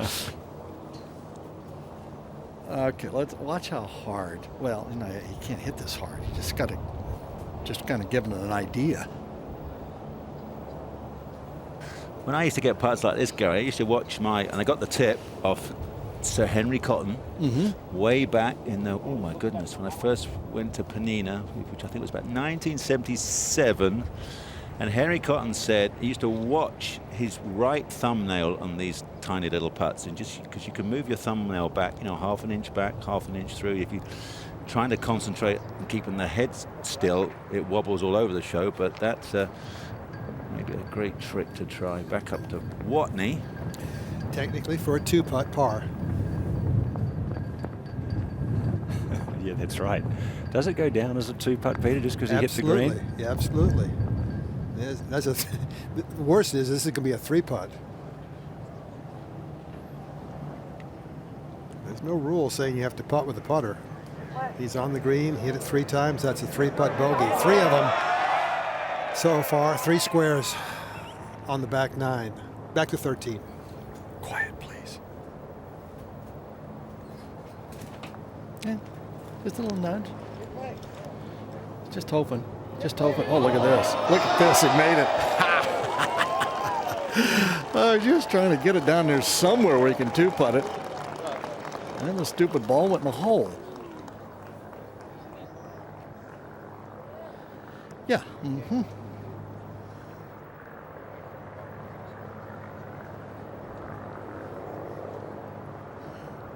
Steve Marino now putting up the other way, and let's go to 14 first. And Jimmy Walker's try for par. All right. Good up and down from short of the bunker for Jimmy Walker. Back to Steve Marino. Can be a little more aggressive from this angle. Just a little pop stroke there, and the ball's just going to kind of wander left. He thought it'd go to the other side, the right. Sometimes you guess wrong. And getting off the tee, just got to sling it down there today from front tees at 544. Tiger's got it down there in perfect position. He won't have a problem at all having enough club to get there in 2. And again, it is the easiest hole on the golf course, so you get on this tee and their eyes get really, really wide.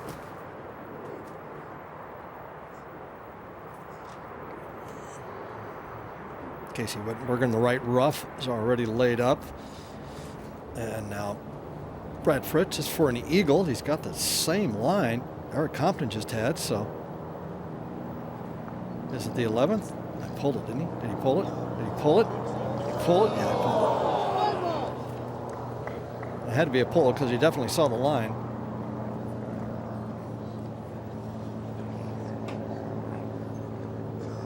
After this hole, you got to pay attention.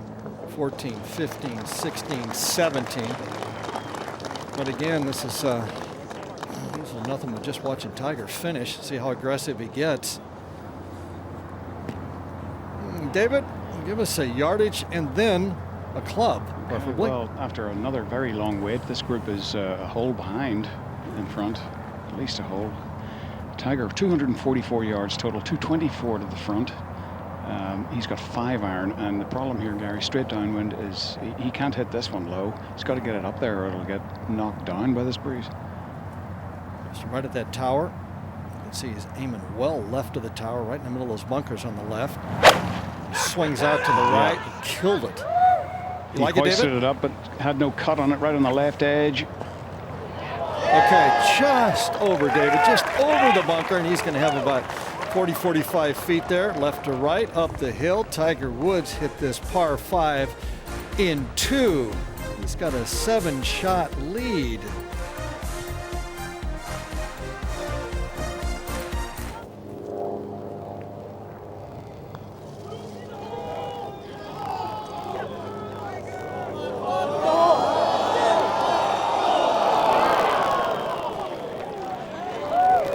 That is not deceased. Not by any stretch of imagination. About 4 feet away, looks like. Usually has a line pointing where he's going with the short ones. Beautiful putt. Here, Tiger Woods now an 8-shot lead. I think what we're thinking now, can he get it to 10? 10, it's always double figures. That's what you gotta look for. About 4, 5, 6, that's not good enough. Double figures, Tiger, go get him. We're back at the 14th tee. Tiger going with a fairway wood.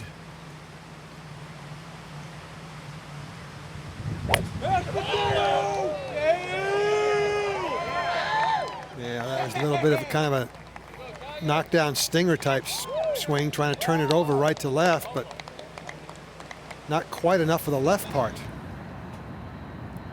Let's go over to 15.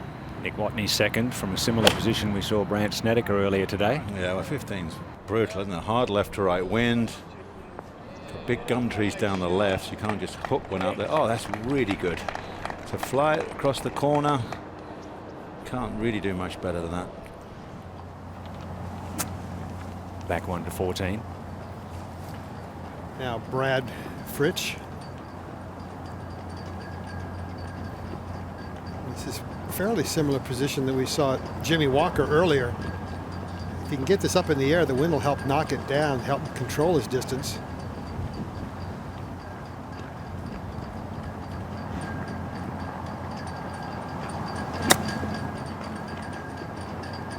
Oh.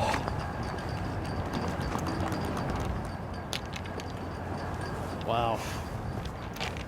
That just caught the downslope and kicked forward. Bit of an unlucky break there. That was unlucky, Peter, but his chipping and pitching has really let him down in this final round, hasn't it? Yeah, it started yesterday. I noticed it walking with him yesterday. Let's go to 15. Jimmy Walker.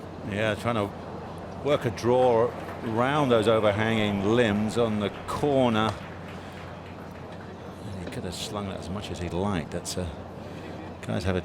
It's tough to turn the golf ball in this cold weather. He's looking for his best finish on tour today. It's previous best finish in the Texas Open, a third.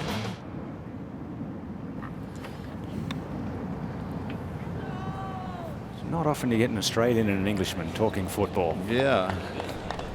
Yeah, you'll notice I said nothing. Thank you, David. You're welcome. That was Josh Teeter. Nice little pitch up there at 15. We should have been talking about silly mid-off, old chaps, haven't we, and things Yeah, like the that. cricket stuff. Yeah. Yeah. Over on the other side of the course on the 8th tee is Phil Mickelson, finishing up last couple of holes for Phil. Speaking of silly mid-off, here comes Phil. Ah, nice one, Phil. Beautiful shot there. Phil multiple champion here over the years. Our decisions. Do you throw it over the ridge? And he gave it that was a 300-yard drive thump just to move it forwards. The sand's very heavy here.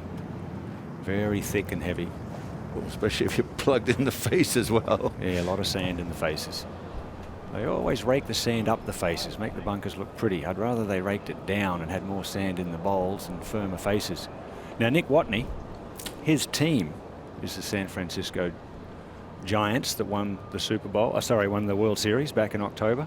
But he won a tournament in Kuala Lumpur at the same day that the San Francisco Giants won the World Series back in October. So I know he's really pulling hard for the 49ers this Sunday.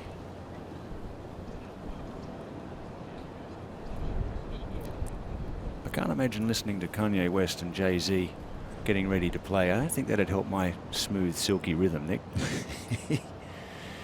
Well, a few twitched up moves. Yeah, you'd have thought it'd be Andy Williams and Moon River. That'd be more your style.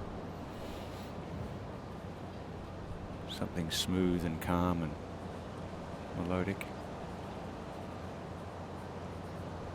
45 feet up the slope here for Nick. Yeah, no fun up the slope into chilly breeze.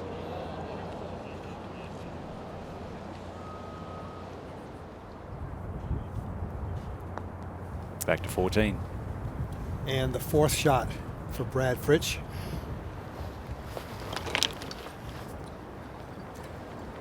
Not to be confused with Tony Fritsch, the Austrian soccer player who turned into football. We actually have quite a few names on our leaderboard that could bring back memories of Super Bowls. Jimmy Walker, don't call me Herschel. Steve Marino, don't call me Dan. Ross, don't call me Jeff Fisher. We can keep going. But it's a bogey for Brad Fritsch. I got right center, boss. No pars yet on the back nine. In these kind of conditions, you're going to have to rely on your short game to help you save your score, and his short game has betrayed him so far today. Let's go to 15. After a pretty good bunker shot from where he found himself in the face of that bunker. Well, he got the read off Nick Watney, so he knows he's got to keep this. He's got to still be a foot right of the hole with probably 3 foot to go to have any chance. 20 feet for par. Yeah, it's a tough one to keep high. It's amazing how much difference the wind can make, even in putting. If the greens are fast and they were rolled this morning, they're in great condition.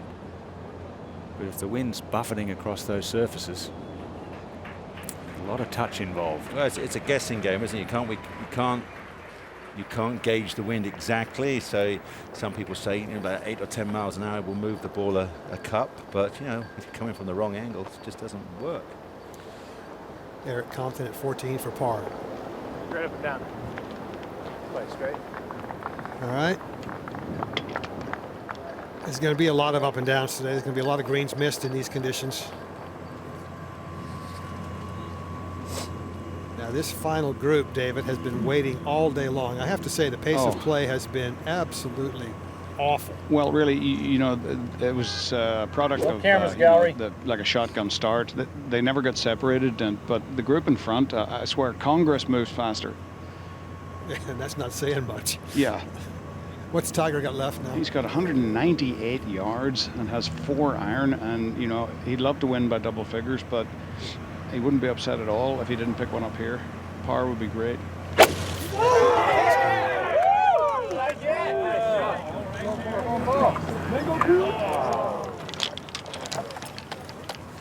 That appeared to find the front left bunker. But he'll get his bunker play tested again. It was brilliant back at 11. Let's see if he can keep up with that. At the 14th, Tiger Woods comfortably ahead by 8.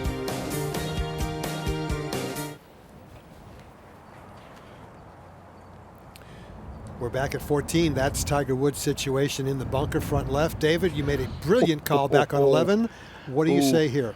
Well, he's got a flat all the way. It's going to spin and squirm to the right. And it's a very dangerous bunker shot. I mean, to get it to the hole would be an incredible achievement. Yeah, that's about where you might expect it to be. You won't be happy with it, but boy, a whole lot worse things could have happened if he'd have got more greedy. So he will have that left for his par. Stay at -18. Nick, you would have gone with a little low 9-iron there, wouldn't you? What about the 9-iron? But you know, maybe take the 52 degree or something like that. I think Tiger wanted to do better than this one, Peter. You know. Well, yeah, but he wasn't going to challenge Yeah. putting it over. That was no good. I Yeah, think he's down there in the donga. he's probably just frustrated with himself that he couldn't just get it on that top level. That was his real goal. Well, these players are used to hitting wedges and 9-irons into this green. That was a 4-iron for Tiger. Now back over at 8 to get to level par for the tournament. And it's been that kind of week for Phil. No energy, no zip.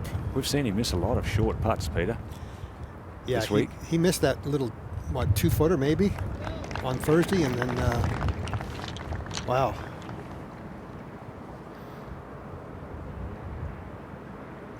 Loves this part of the world, though. Loves this tournament.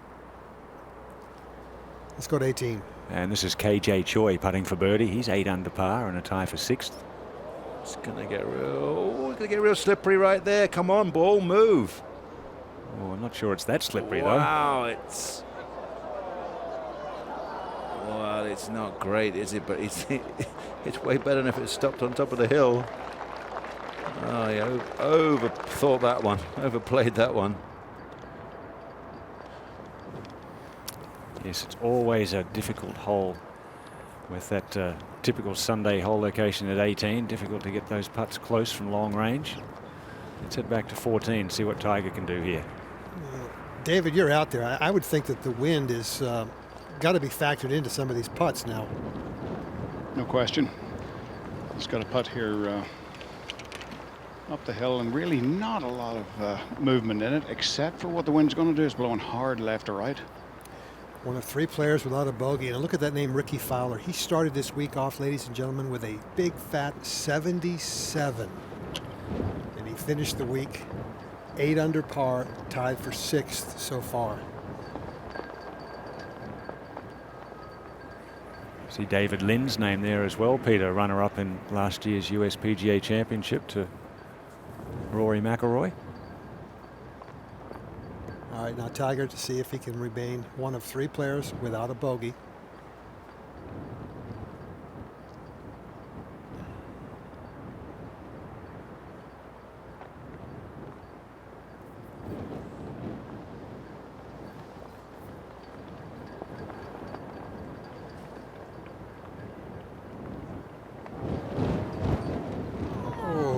What a nice putt.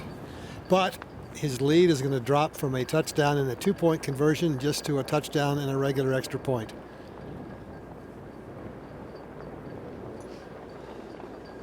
Seven-stroke lead now.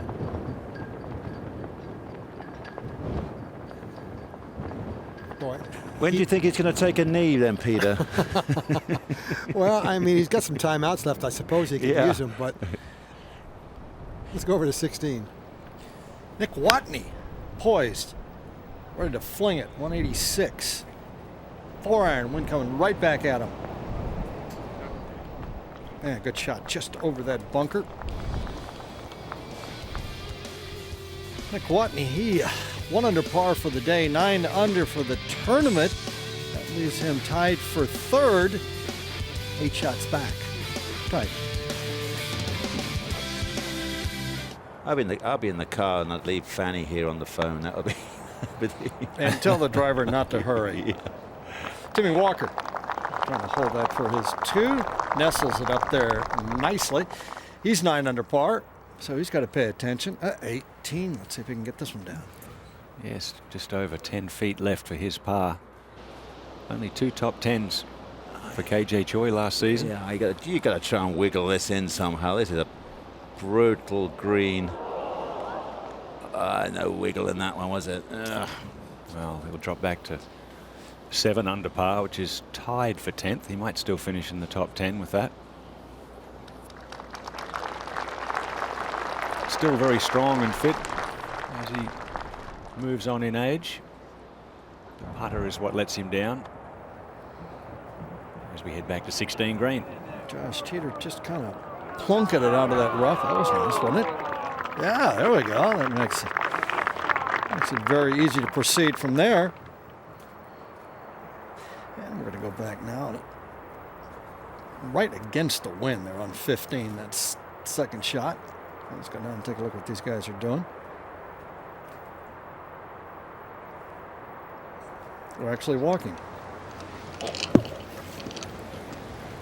Trying to get out of the way because Tiger's on the tee. Now this is, I want to tell you, ladies and gentlemen, this is a tight tee shot. If you're a little vague of which direction it's going, you better aim it right and try to hook it, or aim at those eucalyptus on the left and hit a big cut. Because a straight ball, it's actually too tight, Nick, to hit a straight ball.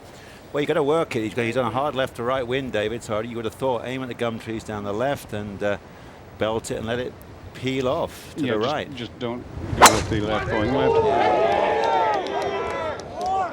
Oh, I saw a hand pointing. Oh, he's hit one left going left again. No, boy. He's not comfortable.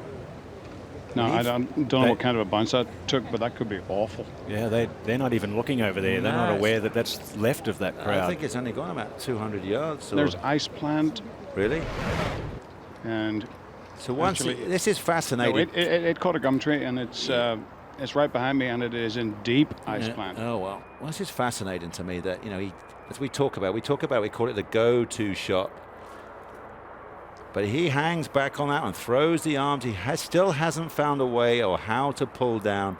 A lot of players go for the left to right shot. I even talked to Jack Nicklaus. He said he could intentionally neck it, hit it a little bit out the heel. That's how he would hit that little fade when he absolutely had to make it happen. A gentle nudge is all that's needed there. David Faraday, and if he's in the ice plant, you better educate these people out in the East, in the Midwest, what ice plant is and how difficult it is to even get it going forward. Well, it's difficult enough to find it. We're looking for it at the moment. Oh, no, it's a succulent. Stuff. And it is so, it's kind of juicy. It's mostly water.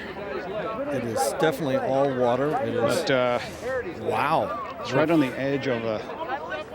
Or if somebody do find Snederker, make sure he doesn't leave. Exactly right. But you haven't even found the ball yet. No. Oh, my. It is hazard though, right, guys? He can drop back David, where it last hazard? crossed the line. No, if it's a hazard line, he's going to take that option. This is a lateral water hazard. As from what I see, there's a red line here. Well, that saved the day, really, because at Pebble Beach, we used to play over it, and you go in this stuff, around those par threes, you can take a full swing and move it 1 inch, or it goes 50 yards. You have no choice of in between. You have no idea what it's going to do. Well, Tiger's not sure what's going on. He sees the crowd gathering down there on the left side of 15. And when we come back, we'll find out what he has to do from there at 15. Got to back it up, guys, to the Back trees. at 15, Tiger Woods taking a drop from the hazard down the left side. Well, really, he's very fortunate, hitting the ice plant. And David, did they actually find the ball? No. So there was a concerted attempt to stop looking. To be honest with you, you don't want to find it in there. And with the red hazard, the 5 options, you play it as it lies. You drop it on either side of the hazard within 2 club lengths. You keep the point where it last crossed the margin of the hazard between you and the hole and go back as far as you want, which I believe is what he's going to do here, and that'll give him some kind of a hook shot. Yeah, he'll get another drop here now. Give you some perspective from the green. This is our camera from the tower behind 15 green. So actually, no, having dropping under penalty is actually a good break, because that was, we've experienced ice plant at Upper Pebble Beach, and it does sound exaggerated when I say you take a full swing and you may not move the ball at all. Oh no, and you may not even reach the ball sometimes out of this injure stuff. yourself severely. And that stuff. Or if you connect with the ball and you thin it, then it's gone. It's like trying to play out of a basket of cucumbers. Yeah. So now he has a club length from his nearest point of relief, but 1 club length for a free drop. But they're live cucumbers. They're still attached cucumbers. Attack cucumbers. Now, The other option he had was obviously it was to go back to the tee and replay it. But from here, I mean, it would be one heck of a shot. He has right around 275 yards is my best guess. He'd have to hit a low draw. He I doesn't, think he hit a high draw if he wanted. doesn't But, need to worry about that. Just Can you have the 5 iron it stick up on the that fairway, post right there? wedge it on. David, how far did that tee shot go? Tee shot didn't go, let me see, I don't think it went 200 yards. It caught the tree. Yeah, caught the gum trees down the eucalyptus tree, left. yeah. And just dropped down into the hazard. And a lot of people saw the ball drop to where it supposedly finished, so they knew where it crossed the margin of the hazard. Well, twice today on the 9th and now on the 15th. ShotLink hasn't been able to find Tiger's drives. 9th he went into our old TV compound at the hospitality area now, and then this one is not pretty down the left wing. Joe LaCava's just given him a number of 42. I would say that's 242 After he hits to the his front. shot, To just the front, stand that's where you are, correct. please. Let him move to the ropes. And his second drop there was Put yourself actually on not board, from the please. hazard, but it was from the fence.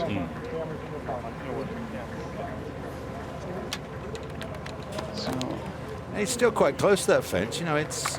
yeah, but it's not really in the, I know the it's not. area of I don't his, know if it's in your eye line. You'd be. To be honest, if that was me, you'd be thinking, if I over rotate this, I might clip it.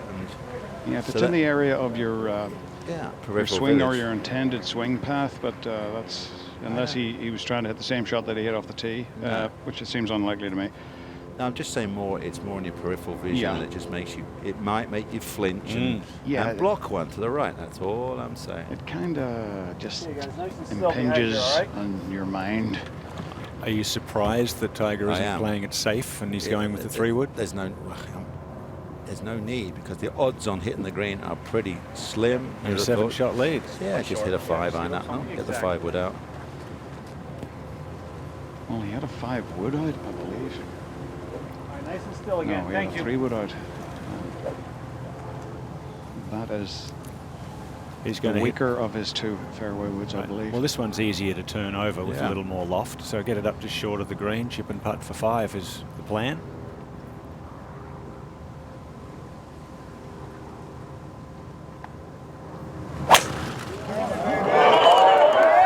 Wow. Oh my aching nerves! What a shot! What a shot! It's a knuckleball. Yeah, it's a great one. That could have gone on the green for the same price. Taking a decent kick forwards. That was perfect. Exactly what he wanted. That's what he said to Joe. I'll take this one. Just hit it up there just short. So we told you trying to hit a straight one was difficult. Just trying to hit a straight tee shot. When a guy can work, it's a bit like Seve. Put a tree in front of Seve and he was a miracle maker. Could move the ball, do anything. Tell him to hit one dead straight. Anyway, let's check this swing out. It's a gorgeous thing to watch. Big turn. And he knows he's got to concentrate on it. And then now he can let his right arm rotate over and just tweak it. I would rather see him do that shape shot as his go-to on some of those tees rather than trying to fade it when he's got the double crosses working. Or just really exaggerate it. I mean, if you said to him, hit me a 50-yard slice, he could do that piece of cake. Hit me a 50-yard hook. So it's almost like we try to fine-tune it too much. Now back over to the 9th hole. This is Phil Mickelson a little earlier, finishing up his round. Started at the 10th. Clamber out, that will help. Little tap in. Oh, hello. Yep. Tap Nearly in finished 4. with an eagle. So just a tap in birdie for Phil Mickelson here at the 9th. Disappointed with that. Gearing up to West Coast is so important to him. He wants to have a great West Coast, get the confidence up, ready, as Pete Costa was saying, just get ready for the majors, or Gary was saying. Well, he's finished even par. Now this is his 4th shot at the 15th. Nice little upslope and a little chip and run with perhaps a 9-iron or a pitching wedge. Try and get it up and down for the bogey. Oh, hello. Tiger's thinking about things. He's probably really miffed at that drive. Can't believe when he gets a left or right wind, he really does struggle. If he's got trouble down the right as well, if he's got water down the right and he's got to fade it, that's the other one that really winds him up. Ahead to 17. This was earlier. This is Jimmy Walker. just short of the bunker. Very nicely played from that lie. And this was also moments ago Nick Watney.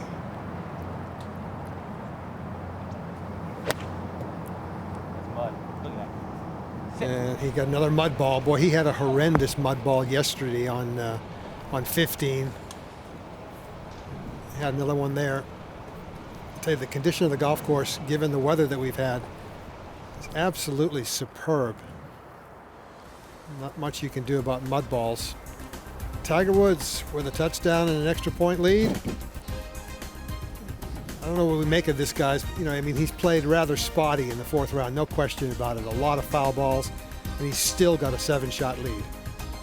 That's got to tell you how well he played the first 3 days. Great weather for the hang gliders and the paragliders over the bluffs there, working the thermals. Tiger's got a 10-footer left for bogey here, so at best he'll leave the 15th at 16 under.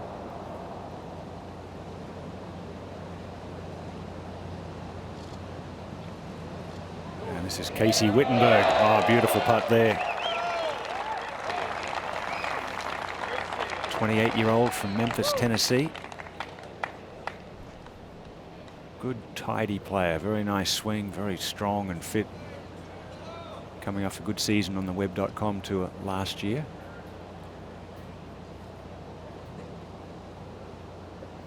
Yeah, Tiger will be really upset at himself for bogeying 14 and then hitting that drive here, and could quite easily drop 3 shots in 2 holes. The whole driving all week, I mean, his stats were good. I think he even got as high as like 80% in one round. But then today, he's gone left on 1, left on 2, right on 4, right on 6, 7 down the fairway, 9 way right, 10 perfect, 12 good, 13 good, 14 didn't really hook enough, and then 15 left going left. So not pretty with the big stick. But this one has really been working. Slammed it. That's a bad misread. We don't see Tiger misread by a cup very often. So still stuff to work on. The wedge play has been brilliant, hasn't it? You know, the distance control all through the week when it was pretty. It's been rainy, it's been foggy, it's been all sorts.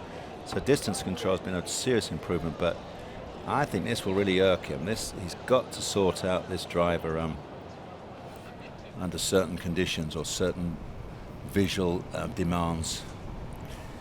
Now at 17, Nick Watney, very quick putt.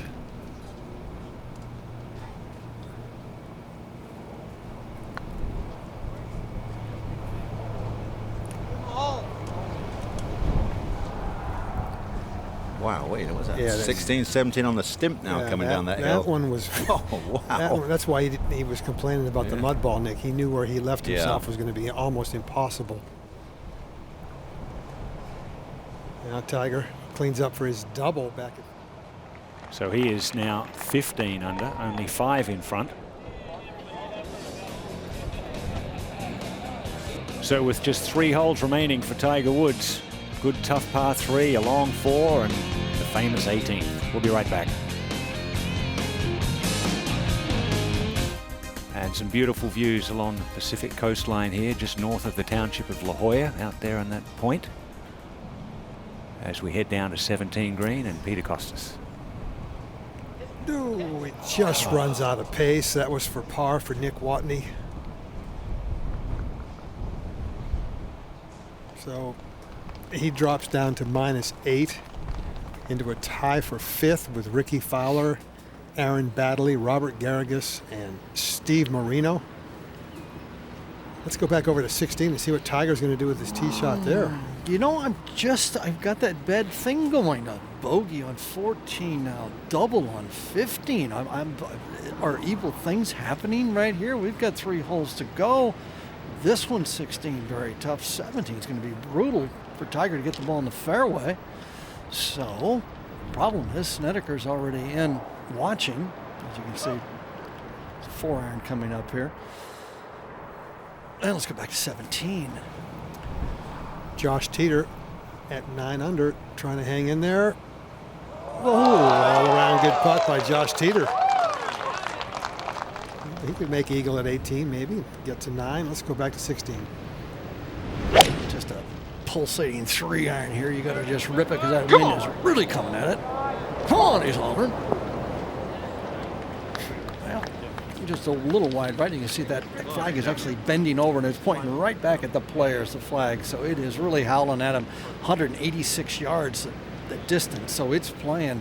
Once the thing gets going, it'll just pop way to the right here every once in a while. Just boom. And it'll be playing about 210, 215 maybe. See, Billy's got an aim way over here to the right with a 5-iron. This is interesting. David, that thing's got a chance to get there? Well, he says he hasn't hit the ball this badly in, well, he can't remember the last time. So, I mean, I might have been inclined to club up and duff. Just, yeah, hit something off the bottom of the club and roomed up there. Of course, first time he's ever played with Tiger, so that might have just a little to do with it. All right, let's see what kind of shot we can hit here, David. I'm guessing, well, 5-iron here, that hard hook you know 5? What? Every now and then you'll get 3 different clubs, but you seldom get a 4-club span in it. We had Wittenberg with 3, Horschel with 5, and Tiger's hitting 6. 6. So this is going to be scooting right to left low, isn't it? It better. That will be the plan. See those?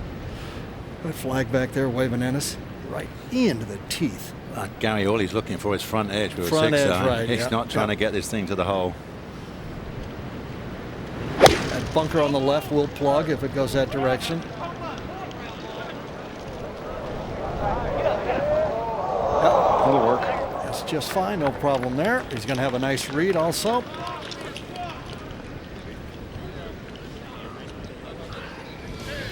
Well, we were once suggesting after the 8-shot lead, he was going to try to get it into double figures. Well, if it was 10, he's cut it in half. He's at 15, only up by 5. Tiger's got a pretty good smile on his face over there on the front edge of 16, but he wasn't smiling too much on that last hole as he took a 6. Looking for his 75th victory. Quite amazing. You know, this would be a very interesting one. You know, I think he'll just cover things up in the press conference at the end. But you know, he's won taunts with his A game, his B game, and his C game. But you know, this win here, I think is going to irk him. He's going to get on his plane and fly back home, and he's going to be thinking, I've got to solve this driver problem. He's won this with an anagram. Yeah.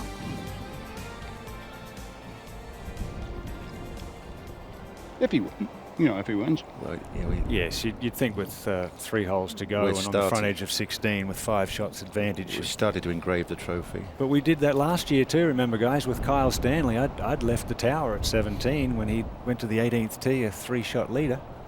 Anything can happen here. You hit a nice little safe shot into 18 and spin it back in the water quite easily. Highly unlikely, but don't you think, Gary? I love the scenarios. Yeah, we tried. I couldn't finish this off at 5 up, but I think he can. Unless he hits his 4 feet past. Oh, no.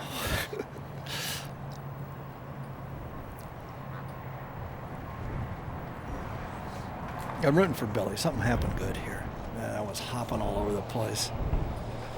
That's not dead yet. Are you going to entertain us again, Gary, on the 16th, that nobody can get it past the hole? No, I'm beyond that at this particular point. Yeah.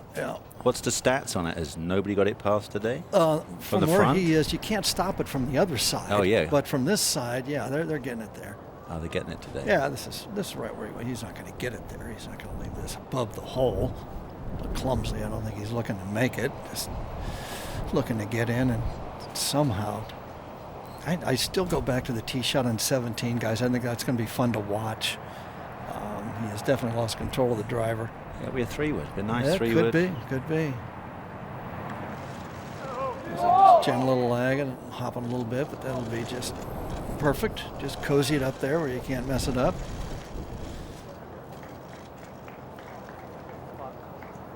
Are you going to spot it? Get out of the way.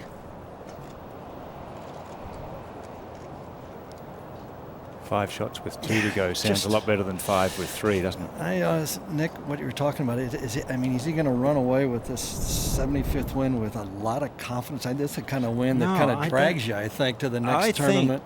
He played beautifully for 54 and come straight out on the first tee, left going left. There was nothing close to that all week. Yep. It was a bit like Augusta when he warmed up, in the practice rounds, and apparently for weeks before, everywhere he went, everybody was saying he's striping it on the range. He did so at Augusta, walked to the first tee and hit snap hook, and he was done that week. And so I think this is all interesting stuff. He's the greatest out there, but it's amazing. He's still got flaws. Well, he's got a flaw. He may even have demons on his shoulder. So little yips, driver yips, maybe?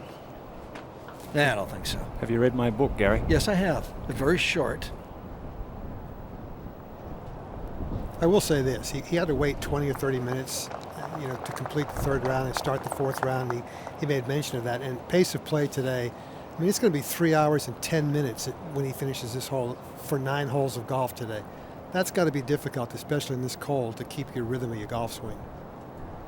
That's a good point, Peter. It's actually 5 hours exactly total for yesterday and today. The 16 holes he's played is 5 hours right now. Get in there. There we go.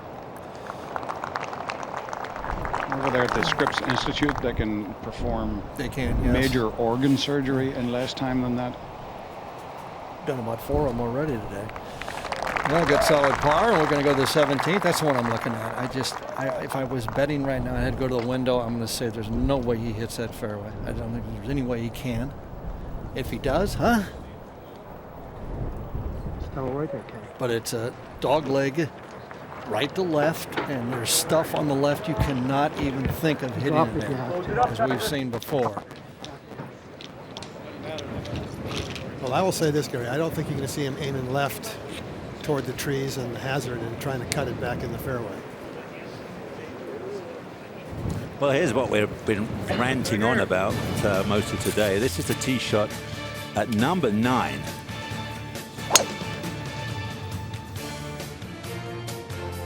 Not a lot I can say to that one, but right going right. Seriously right. And then this is the one on 15 when he's probably trying to cut it on a left to right wind, and it's smothered, rattles into the trees, and it kicks it left. So that's way up in the fairway. That ball was way back. He had 245 or to the front on a hole that's 480 today, so it went 240.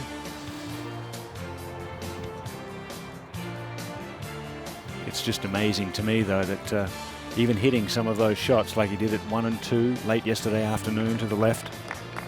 Yeah, how about this one? 4 of 12 fairways today. He's still 5 in front. Well, yeah, of course he is, because he's, the putter's great, and he started the day way in front. But can you imagine if he'd started today 1 in the lead and was driving like this? This could do serious damage, Gary McCord. Well, he's on the 17th hole. He's Because got the fairway wood out. Yeah, that's the club. Just hit that. Turn the draw off. Can't reach the bunker. He's aiming left. Oh, hit it fat. Aiming left and Just a little roof plate action there, just down the fairway, down the right. well, he finds the fairway a long ways back though. And this is the kind of wind that's going to leave as many questions as were answered, I think. I mean, he's improved his short game. His wedge play has dramatically improved. Still has the question mark of the driver. Just moments ago at the 18th green, this is Josh Teeter playing his 3rd, currently in a tie for 3rd at 9 under. So this could be very either expensive or a mistake, or if you can reward yourself with a 4, because 4 is just not that easy. Cold weather, cold hands. And in a tie with Josh Teeter is Jimmy Walker, also earlier here at 18. Cold go all right on top of the ridge. He needs that to come down, otherwise that is it? Come on. Here it comes. Shift your chassis. There it goes. I've never seen a ball go so slowly down that slope. Yeah, you're right. Watch it kind of wobbling. Look, it's just. That's about the same as the pace of play so far today. What's a golf ball weighs 1.62 ounces. That was gravity moving 1.62 ounces. And the final. Well, he's had a rotten back nine. Can he do something to leave with a little smile? Yeah, that'll help, as long as he brushes it in. Watney champion here in 2009 has that to get to 9 under.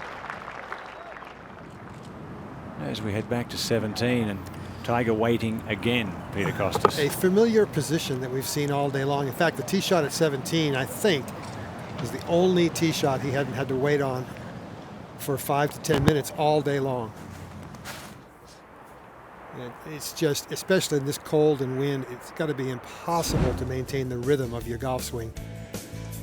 Look at that, 28%, almost a third of all of his victories at these 3 golf courses.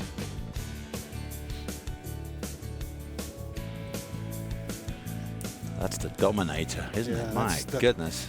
Talk about horses for courses. Well, he pretty much plays the same schedule every year, doesn't he? So he plays, there's about 12 events that he plays every year, and there's a lot that we never see him. He's way back there, too, in the fairway with his caddy, Joe LaCava. David, he's got to have, what, 2 1/4 left, something like that? Good guess, 230. Wow. Was that a pop-up 3-wood? Yeah, it was kind of, yes. Yeah. You'd have to say that. Yeah. We've seen a couple of those this year. We saw some in the Middle East. While he waits, which has been a familiar refrain for the day, we'll go to 18. Where Jimmy Walker looks at this 10 feet of putt down the hill. And if he can get it to 10 under and finish in a tie for second with Brandt Snedeker, that would be his best finish on the PGA Tour. This is when you're looking in the newspaper tomorrow, and if he holds it, I think it just fell off the club face, that one. Good try, really difficult green. And if we had guys coming down here, you know, needing a birdie to win or tie, this green would be really twitchy. We would see some dramas today, but it's a great finishing hole for that reason. So much can happen. We certainly saw that last year.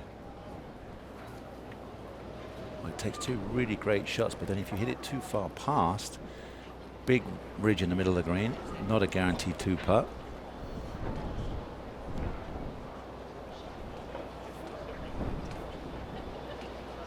This for par in a round of 71. And 9 under for the championship.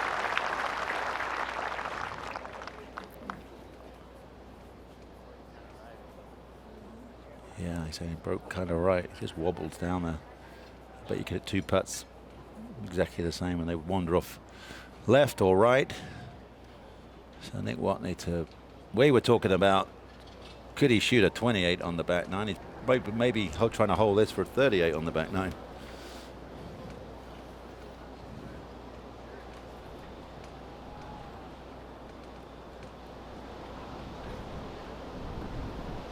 Yes, 4 bogeys and just that one lone birdie on the inward half for Nick Watney.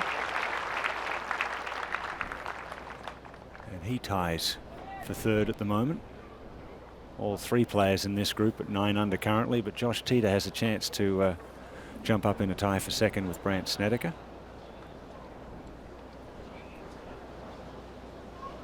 Five times a winner on tour so far, Nick Watney, and a winner here in 09. Josh Teeter, 98th on tour last year. 3 years in a row he's been in the FedEx Cup playoff, so this is a very good start for the season for Josh Teeter. 69 today, tied with Brandt Snedeker at 10 under par.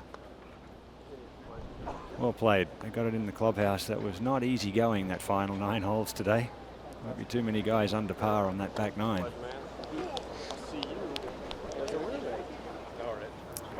Back to Tiger at 17. Yeah, he's still waiting in the fairway as the group ahead of him is still putting out. So they are officially a hole behind, a par 5 behind. It depends what these guys do up here, but he's tied for 5th. He's going to be for sure top 7 or 8. These guys are all around the same score, but I happen to see he's finished 8. He just said to me, he says, heck, this is a long hole. Well, he's made it long. He's got 4 iron out. You need to be jumping all over that. Well, up on the green, he'll have a ways to go before he hits his 4 iron. This is Marino for his bogey. Brad Fritsch already made a long birdie putt to get to +4 for the final round, so he's struggled in the final round. And Eric Compton has a tap in left as well, so. Steve Marino has parred every hole he's played so far today. That's a lot of guys out there would have taken that. Well, he's going to be hard pressed to maintain that.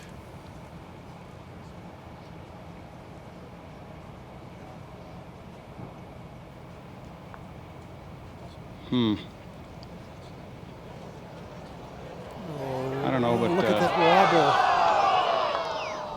This is what following Lewis and Clark must have felt like. Yeah. In search of the West Coast.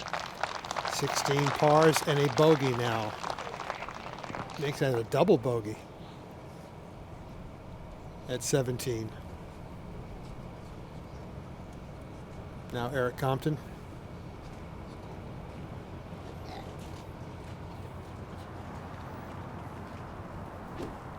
This has definitely been a major issue, I would believe, for this final group today, guys. This just waiting on every single shot. Hard to keep your rhythm in the cold. Well, I'm not going to make excuses for Tiger. He doesn't need any. He played brilliantly through the first 3 rounds, but in these conditions, waiting this much, it's difficult. Well, the group in front of these guys have already finished 18 5 minutes ago. Yep.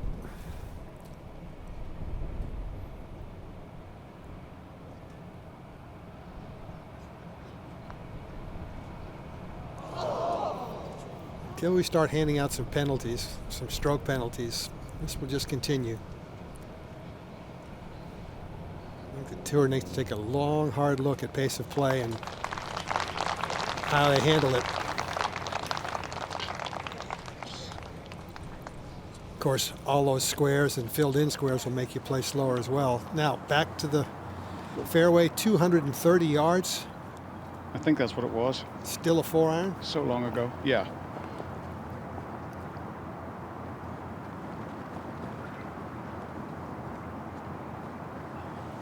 Maybe thinking 3. One more down now?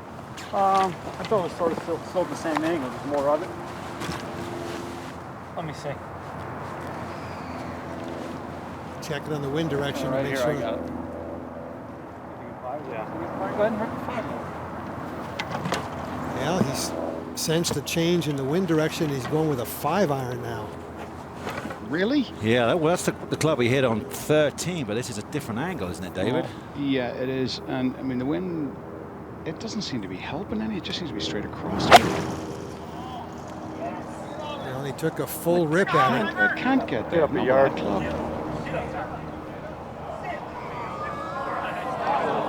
No, well, that's all right.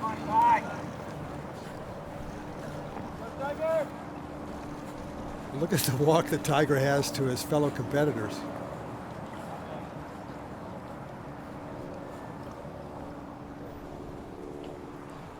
Billy Horschel next.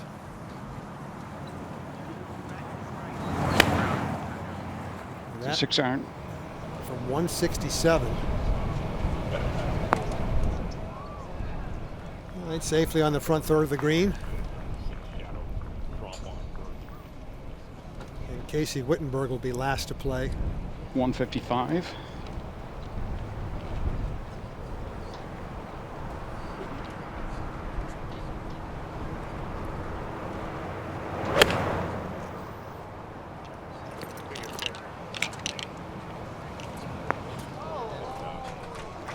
Very nicely done by Casey. He keeps it below the hole.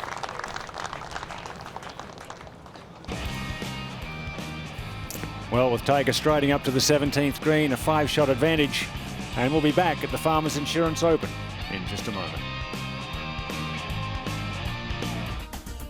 back here at Torrey Pines.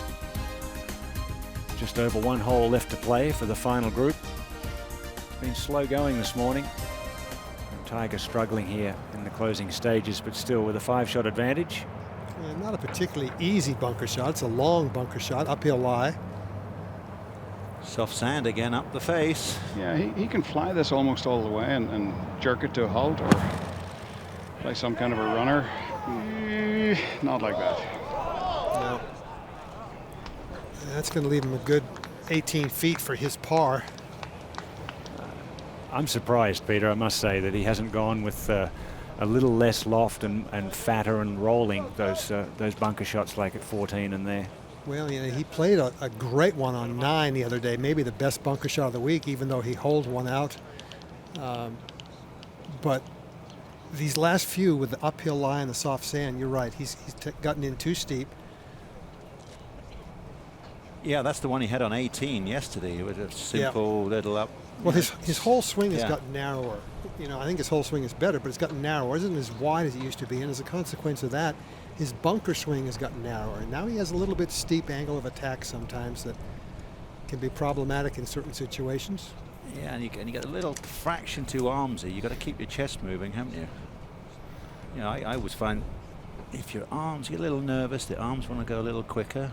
Chest is obviously slowing down, and then you hit bunker shots fat, or drives go right or left. All right, Billy Horschel now for his birdie.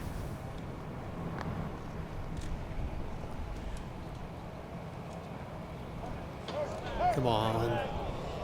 Have something good happen to him today. That's all right. That's a good putt.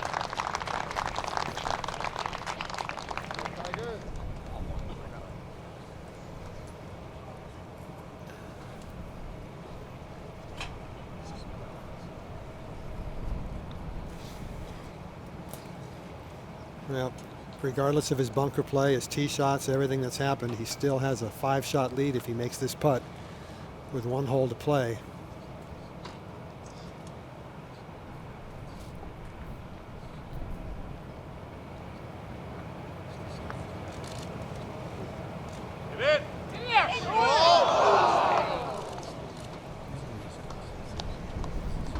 Make that a 4-shot lead. And the coin coming out.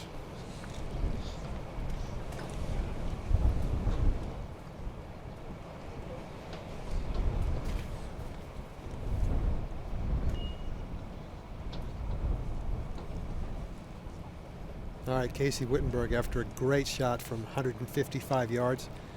This for his birdie.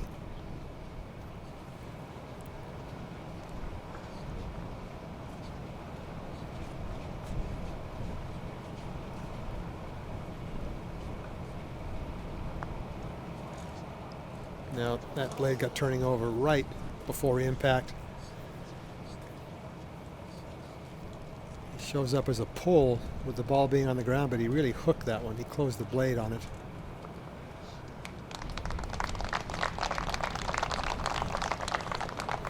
So he stays at -6. And you know, Peter, this is a big putt. Yeah, it is. Sure it is. I mean, it is. What is it, 3 feet? Well, it's probably a little bit inside of that, but you got to kind of split the edge, it looks like.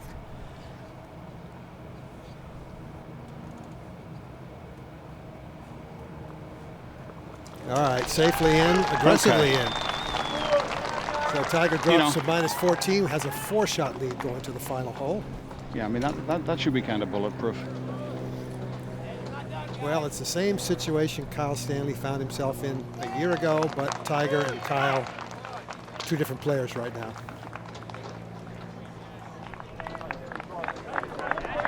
Billy Horschel made his tap in. The final group of the day finally gets to the 18th tee. And Nick and Ian, I got to believe he can go 3-iron, 5-iron wedge and get this done. Absolutely. Yes, but will he do that? I doubt it. Ahead in the fairway, Brad Fritsch finishing up. Looks like I assume that's a layup, isn't it? Just get the right, trying to leave the right yard. I think, yeah, Tiger's going to win this, doesn't matter what he does, but I think what he's done as we've come on today and watched these 11 holes he's played, This is fascinating to me. I mean, round 3 approximately was 27 feet approximation to the hole. Today, this 4th round, 45 feet. 20-foot difference. That is unbelievable. I mean, that Big means difference. it was just not on that string at all. But a difficult morning because of the wind coming in off the Pacific Ocean and brisk conditions. Not many players making birdies at all. Tiger 3 over on his 10 holes so far today. Now this is Steve Marino.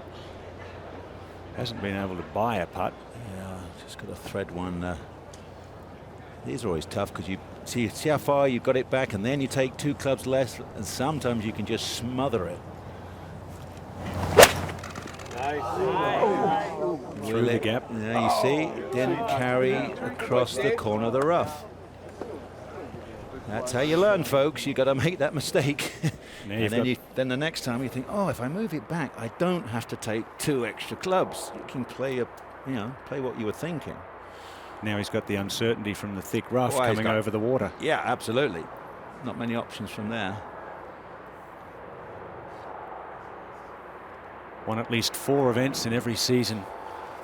Yeah, Started out with a win here at the Farmers Insurance Open, and one year it was 8. You were we had that statistic stat at the earlier. beginning of the day. I mean, it was 6s and 7s and 5s and even 8 wins. If he wins this one, it sets up the whole. Oh, hello. It's going to be a tough shot from there. That's kind of like the dreams you have, isn't it? When you. No, it'd be right up against that stay there if it was in one of my dreams. Yeah, I always have that. That's one of my dreams when you hit it in the clubhouse and you can't play it out. Eric waiting on a ruling there at 18. Casey Wittenberg next to go here. Billy Horschel's already hit. Why not wait a bit more? Yeah, they've been waiting on this group every shot so far today. Yeah, I found my cue card. 1999, 8 wins when he won. When he wins here, he goes on to 8 wins in 99, 5 wins in 03, 5 wins in 05, 7 wins in 06, 6 wins in 07, and 4 wins in 08. So this really is quite a, an important start to the season. It's like I said before, it doesn't happen by accident. He wants to do this to come out and send a message to the rest of the field. But the rest of the field can see how Tiger's played these last 6 holes, or this whole round. If you go back to the whole round, the driving has been way off, and he's hit 5 fairways, and one of them was a sky ball with a 5-wood. That's down 17. So does he give himself a good talking to even after the victory? Say he does go on to win it here, which you should do. He's just going to get relief from his swing, and he get a club length. I would agree, and I think, I don't know how you put that, the talking to, but he would go back and get to that range quickly and say, look, I still to his coach, I can't think. You got the ball? Oh, Sean Foley. Sean, I couldn't think. Yeah, he'd be back to Sean and say, Sean, we have got to find this go-to shot. Way back at the Masters last year, I think that's when it became really evident. Once he hit those 2 hooks, when they went to Quail Hollow and hit a couple of left-going lefts there. Anytime there's water down the right, but you still, or a hazard, whatever, but he's still got, the shot is still a fade, get me? So you're basically fading it towards the trouble. Left-going left. He had he struggled obviously at Lytham. He struggled he was leading US Open, struggles that weekend. Right in there, again, right there at Lytham, really struggled in that left to right win. Came to the PGA as well and hit, I think it was left-going left on 10 or something like that. And yes, he'd struggled in the 3rd and 4th rounds all last season, even though he had the 3 victories. Now Eric Compton finally getting going here at 18. You know what occurs to me, just watching, I think, Steve Carman give the ring there, that because they're taking down a lot of the immovable obstructions here, hospitality units. What do you do? I mean, can you claim it's an immovable obstruction if they're moving it? Well, they're dismantling the tournament already, David? Is that what you're saying? Yeah, that's when you know you're playing late. Why? Yeah, when the immovable obstruction is just moved. The contractors are in. They said we could start at 12 o'clock, and we are. Yeah, I mean, there could be attorneys involved here. I don't know. But all of this should have been done while he was waiting on the rules official to get there. He should have realised what he needed and what the shot was going to be. I mean, he should know. Players should know this relief. Yeah, we're quick. 5.5 hours we're at right now for this final round so far. Oh, where'd he go? More than that? Also with 2. 22, I'm sorry. Later that same evening. Oh, no, you're fine. Almost 4 hours. Well, this is when you just have to try and relax, tell a couple of stories, talk to his buddy there, Billy Horschel. It's trickier than you may think, having a big lead and still having to get it done, especially at this pace. It's not like you're walking up to your ball and giving it a hit. No, it's done now, guys, isn't it? You can lay out, wedge it in there, and we're not going to have any dramas like last year. Oh, this is a rotten, awkward shot. Blind over the spectators' heads. Carry that Torrey Is it going to get far enough? This is taking everything on. Did it make it? There's no ripples. Crowd are looking. Where are they looking? Right down into the bottom of that grandstand. Is he in it? Is he? He's safe. He's over the water. He's just threaded it down that tiny little gap. Now, Casey Wittenberg with driver at the last.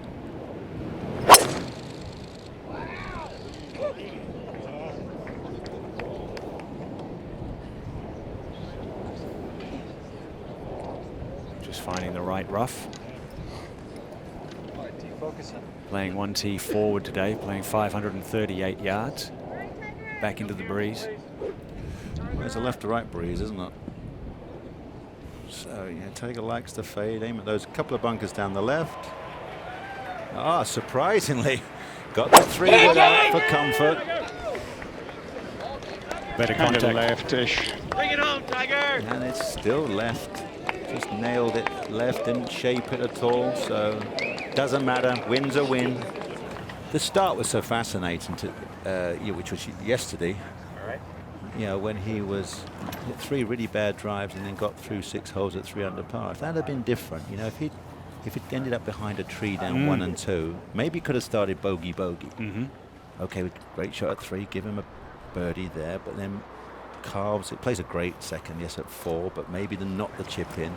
Get what I'm saying? So maybe if he gets through instead of 3 under, maybe he's 1 over after 6. From all of yesterday. I mean, sure, it's the skill, it's the art of scoring. But you know, it'd been fascinating. Then he has a 2-shot advantage this morning, not 6. And if he'd been under pressure and played like this, my goodness, we'd be. Shot, Eric. Tiger just laying up with his second.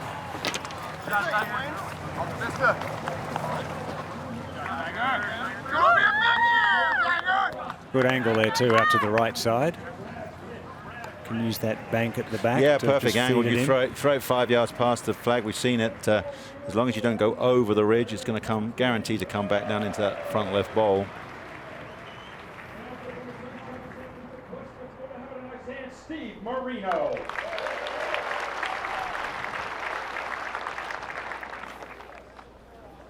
That voice you hear in the background there is Scott Yoffey, PA announcer here on 18 today. He's from the PR staff at the San Diego Chargers. He's down in San Diego, 20 miles or so south of here. Doing a great job announcing the players onto the 18th green. And Steve Marino playing on a major medical extension. Only played 6 tournaments last year. Had meniscus tears, cartilage tears in his left knee. He's had that repaired, and I know Steve quite well from the Medalist Golf Club down in Hobe Sound in South Florida. He's been practicing quite hard and training very hard with his trainer Joey D. Vijay Singh's old trainer that so many of the players down in South Florida go visit for their off-season training and preparation. Lost a lot of weight, in good shape, ready to go. But hasn't been able to buy a putt since we started watching him yesterday. And he won't be able, well, not being negative, he'd pay a fortune, but the odds on him buying this one, this is just going to wander down there, and it has its own mind.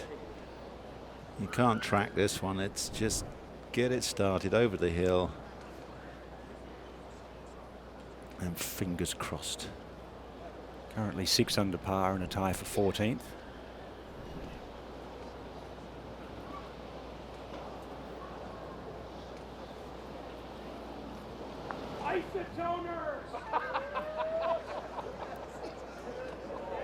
There she goes a wandering. Yeah, you got that in your back of the mind. First priority is get it dead weight.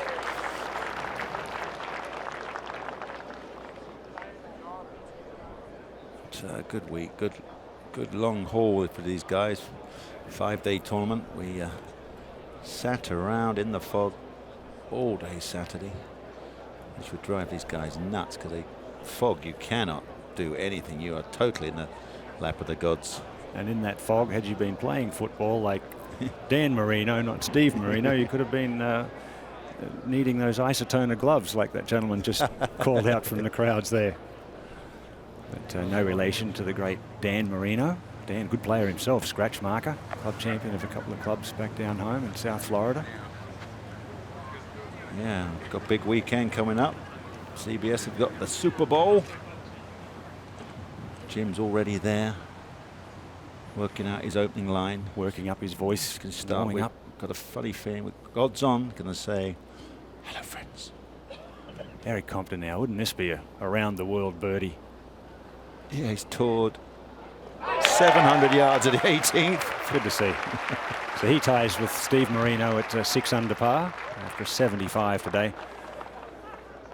Tough course out there. Late yesterday, very, very cold. Again today in the brisk, breezy conditions. And Brad Fritsch. These guys had a lot of trouble out there the last 3 hours. They were a long way behind the group in front of them, holding up the final group quite a lot. Well holed. Jumps ahead of his two fellow competitors at now 7 under. From Canadian born, now lives in North Carolina, Brad Fritsch, rookie this year. All right, David, Tiger warming up now for his third. Yeah, and he's got 121 yards, and predictably, you know, he's got 9 iron here, something to keep the spin off it, and just make a nice smooth swing, put it in behind the hole, and you know, please make it end. Yeah, I'm sure that's what he's thinking as well, as Steve Marino taps in for his par. 6 under total, 282, a couple of 73s on the weekend.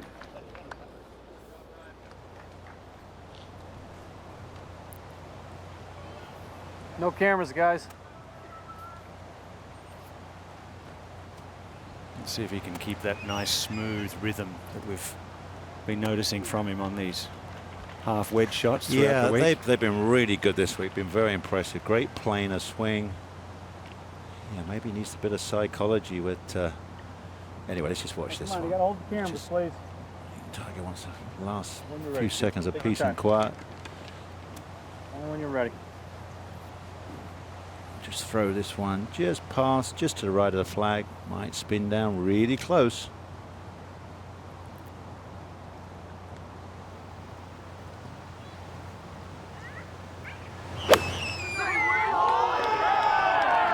It's a beautiful swing. There it is. Oh, it's gonna Just make it. Just by its claws. Like Jimmy Walker's about half an hour ago. Oh, it's gonna stop. How did it do that? That is amazing. You got to be kidding me. Yeah.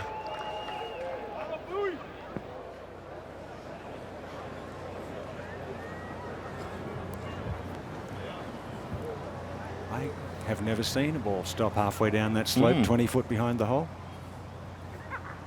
Casey Wittenberg's third now, after the layup. Just a little closer. Also 9.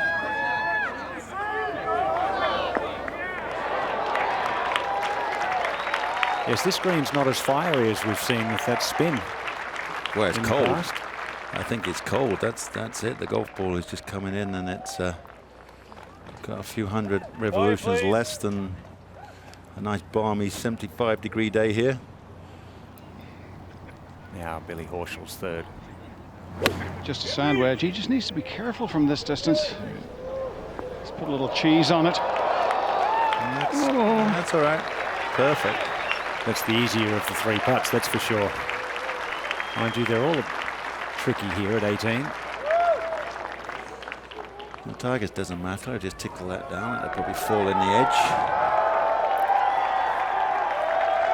And the final approach to the 18th green for Tiger Woods, looking for his 7th time to have his name engraved on the Farmers Insurance Open trophy. Ladies and gentlemen, let's welcome our final group to the 18th hole here at the Farmers Insurance Open. First off, from Memphis, Tennessee, having a nice hand for Casey Wittenberg. Out of Jacksonville Beach, Florida, having a nice hand for Billy Horschel. And last but not least, your tournament leader and a 6-time Farmers Insurance Open champion from Jupiter, Florida, Tiger Woods.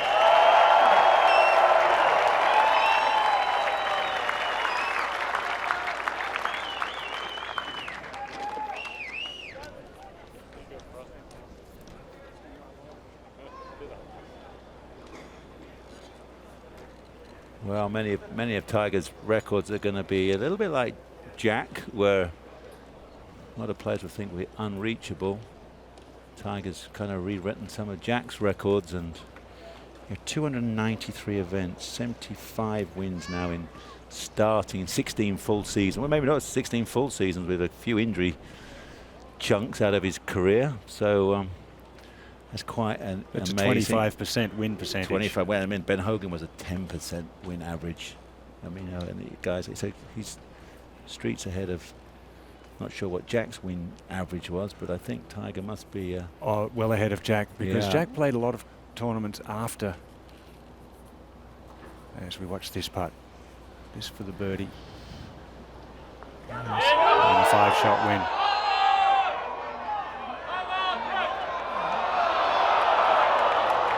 That's all he wanted.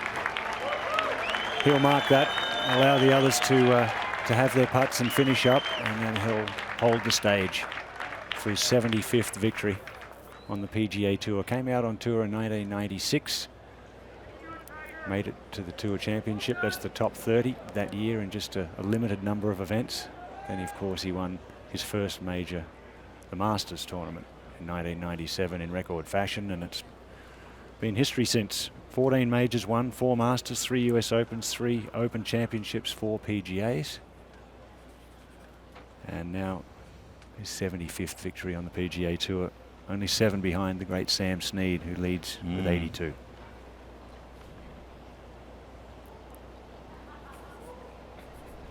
And the great Jack Nicklaus had 73 wins. Actually, congratulations to Jack, just turned 73 just a couple of weeks ago. He can't hear you. He's somewhere bone fishing, somewhere probably in the Seychelles or somewhere delicious like that. Somewhere a lot warmer than here. Yeah. Tiger was 10 years ahead of Jack in getting to that 73 win total in age, and 8 years ahead of Sam Snead, I've just been told. So very good. Thanks to Rick Folio for coming up with all those great statistics. Well, these boys have got some dollar signs and points. Points mean prizes. One more putt they're praying for.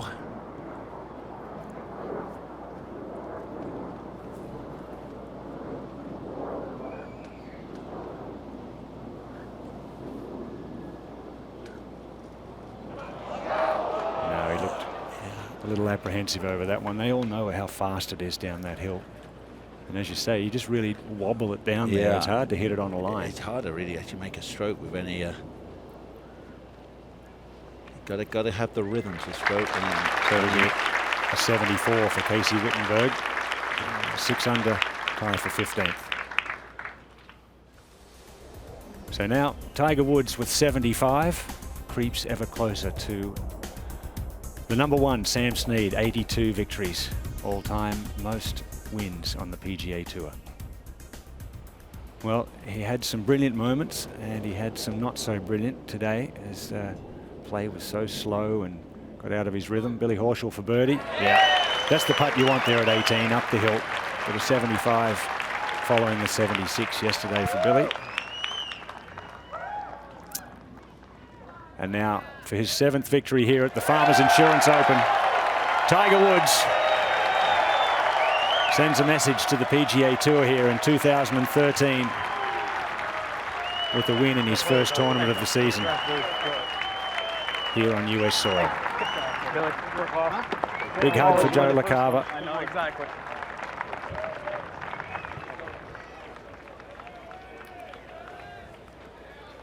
Oh, David Farady's down there with our champion. David. Thanks, Ian. Tiger, W. Number 75. That's what it bottoms out at. You know, 75, not a bad number at all. I have to say, though, you played so beautifully for so long in this event, you know, that you afforded yourself the opportunity to play the last 4 holes like a $3 violin. Yeah, pretty much. It got a little ugly towards the end, and I started losing my patience a little bit with the slow play, and kind of lost my concentration a little bit there, but got it back on 18. I knew I needed to grind it out and play a 3-shot hole and make my par and get this tournament. Didn't play that well. 4-shot win. That's all right. Thanks, man. Appreciate it. Thanks. Thank you very much, David and Tiger. Fantastic victory, first one of the season, and in all of those seasons that Tiger has led the year off with a victory, he's gone on to great years. It might be another here in 2013 after a victory here at the Farmers Insurance Open. Well, it's been a long weekend and a long Monday here for all our crack crew at CBS. Thanks to all our technicians and all the work from everyone in the trucks. I'm Ian Baker-Finch for Nick Faldo and all the announcers here. Thanks for being with us and sharing your Monday with us at CBS Sports. Goodbye from Torrey Pines from La Jolla, California.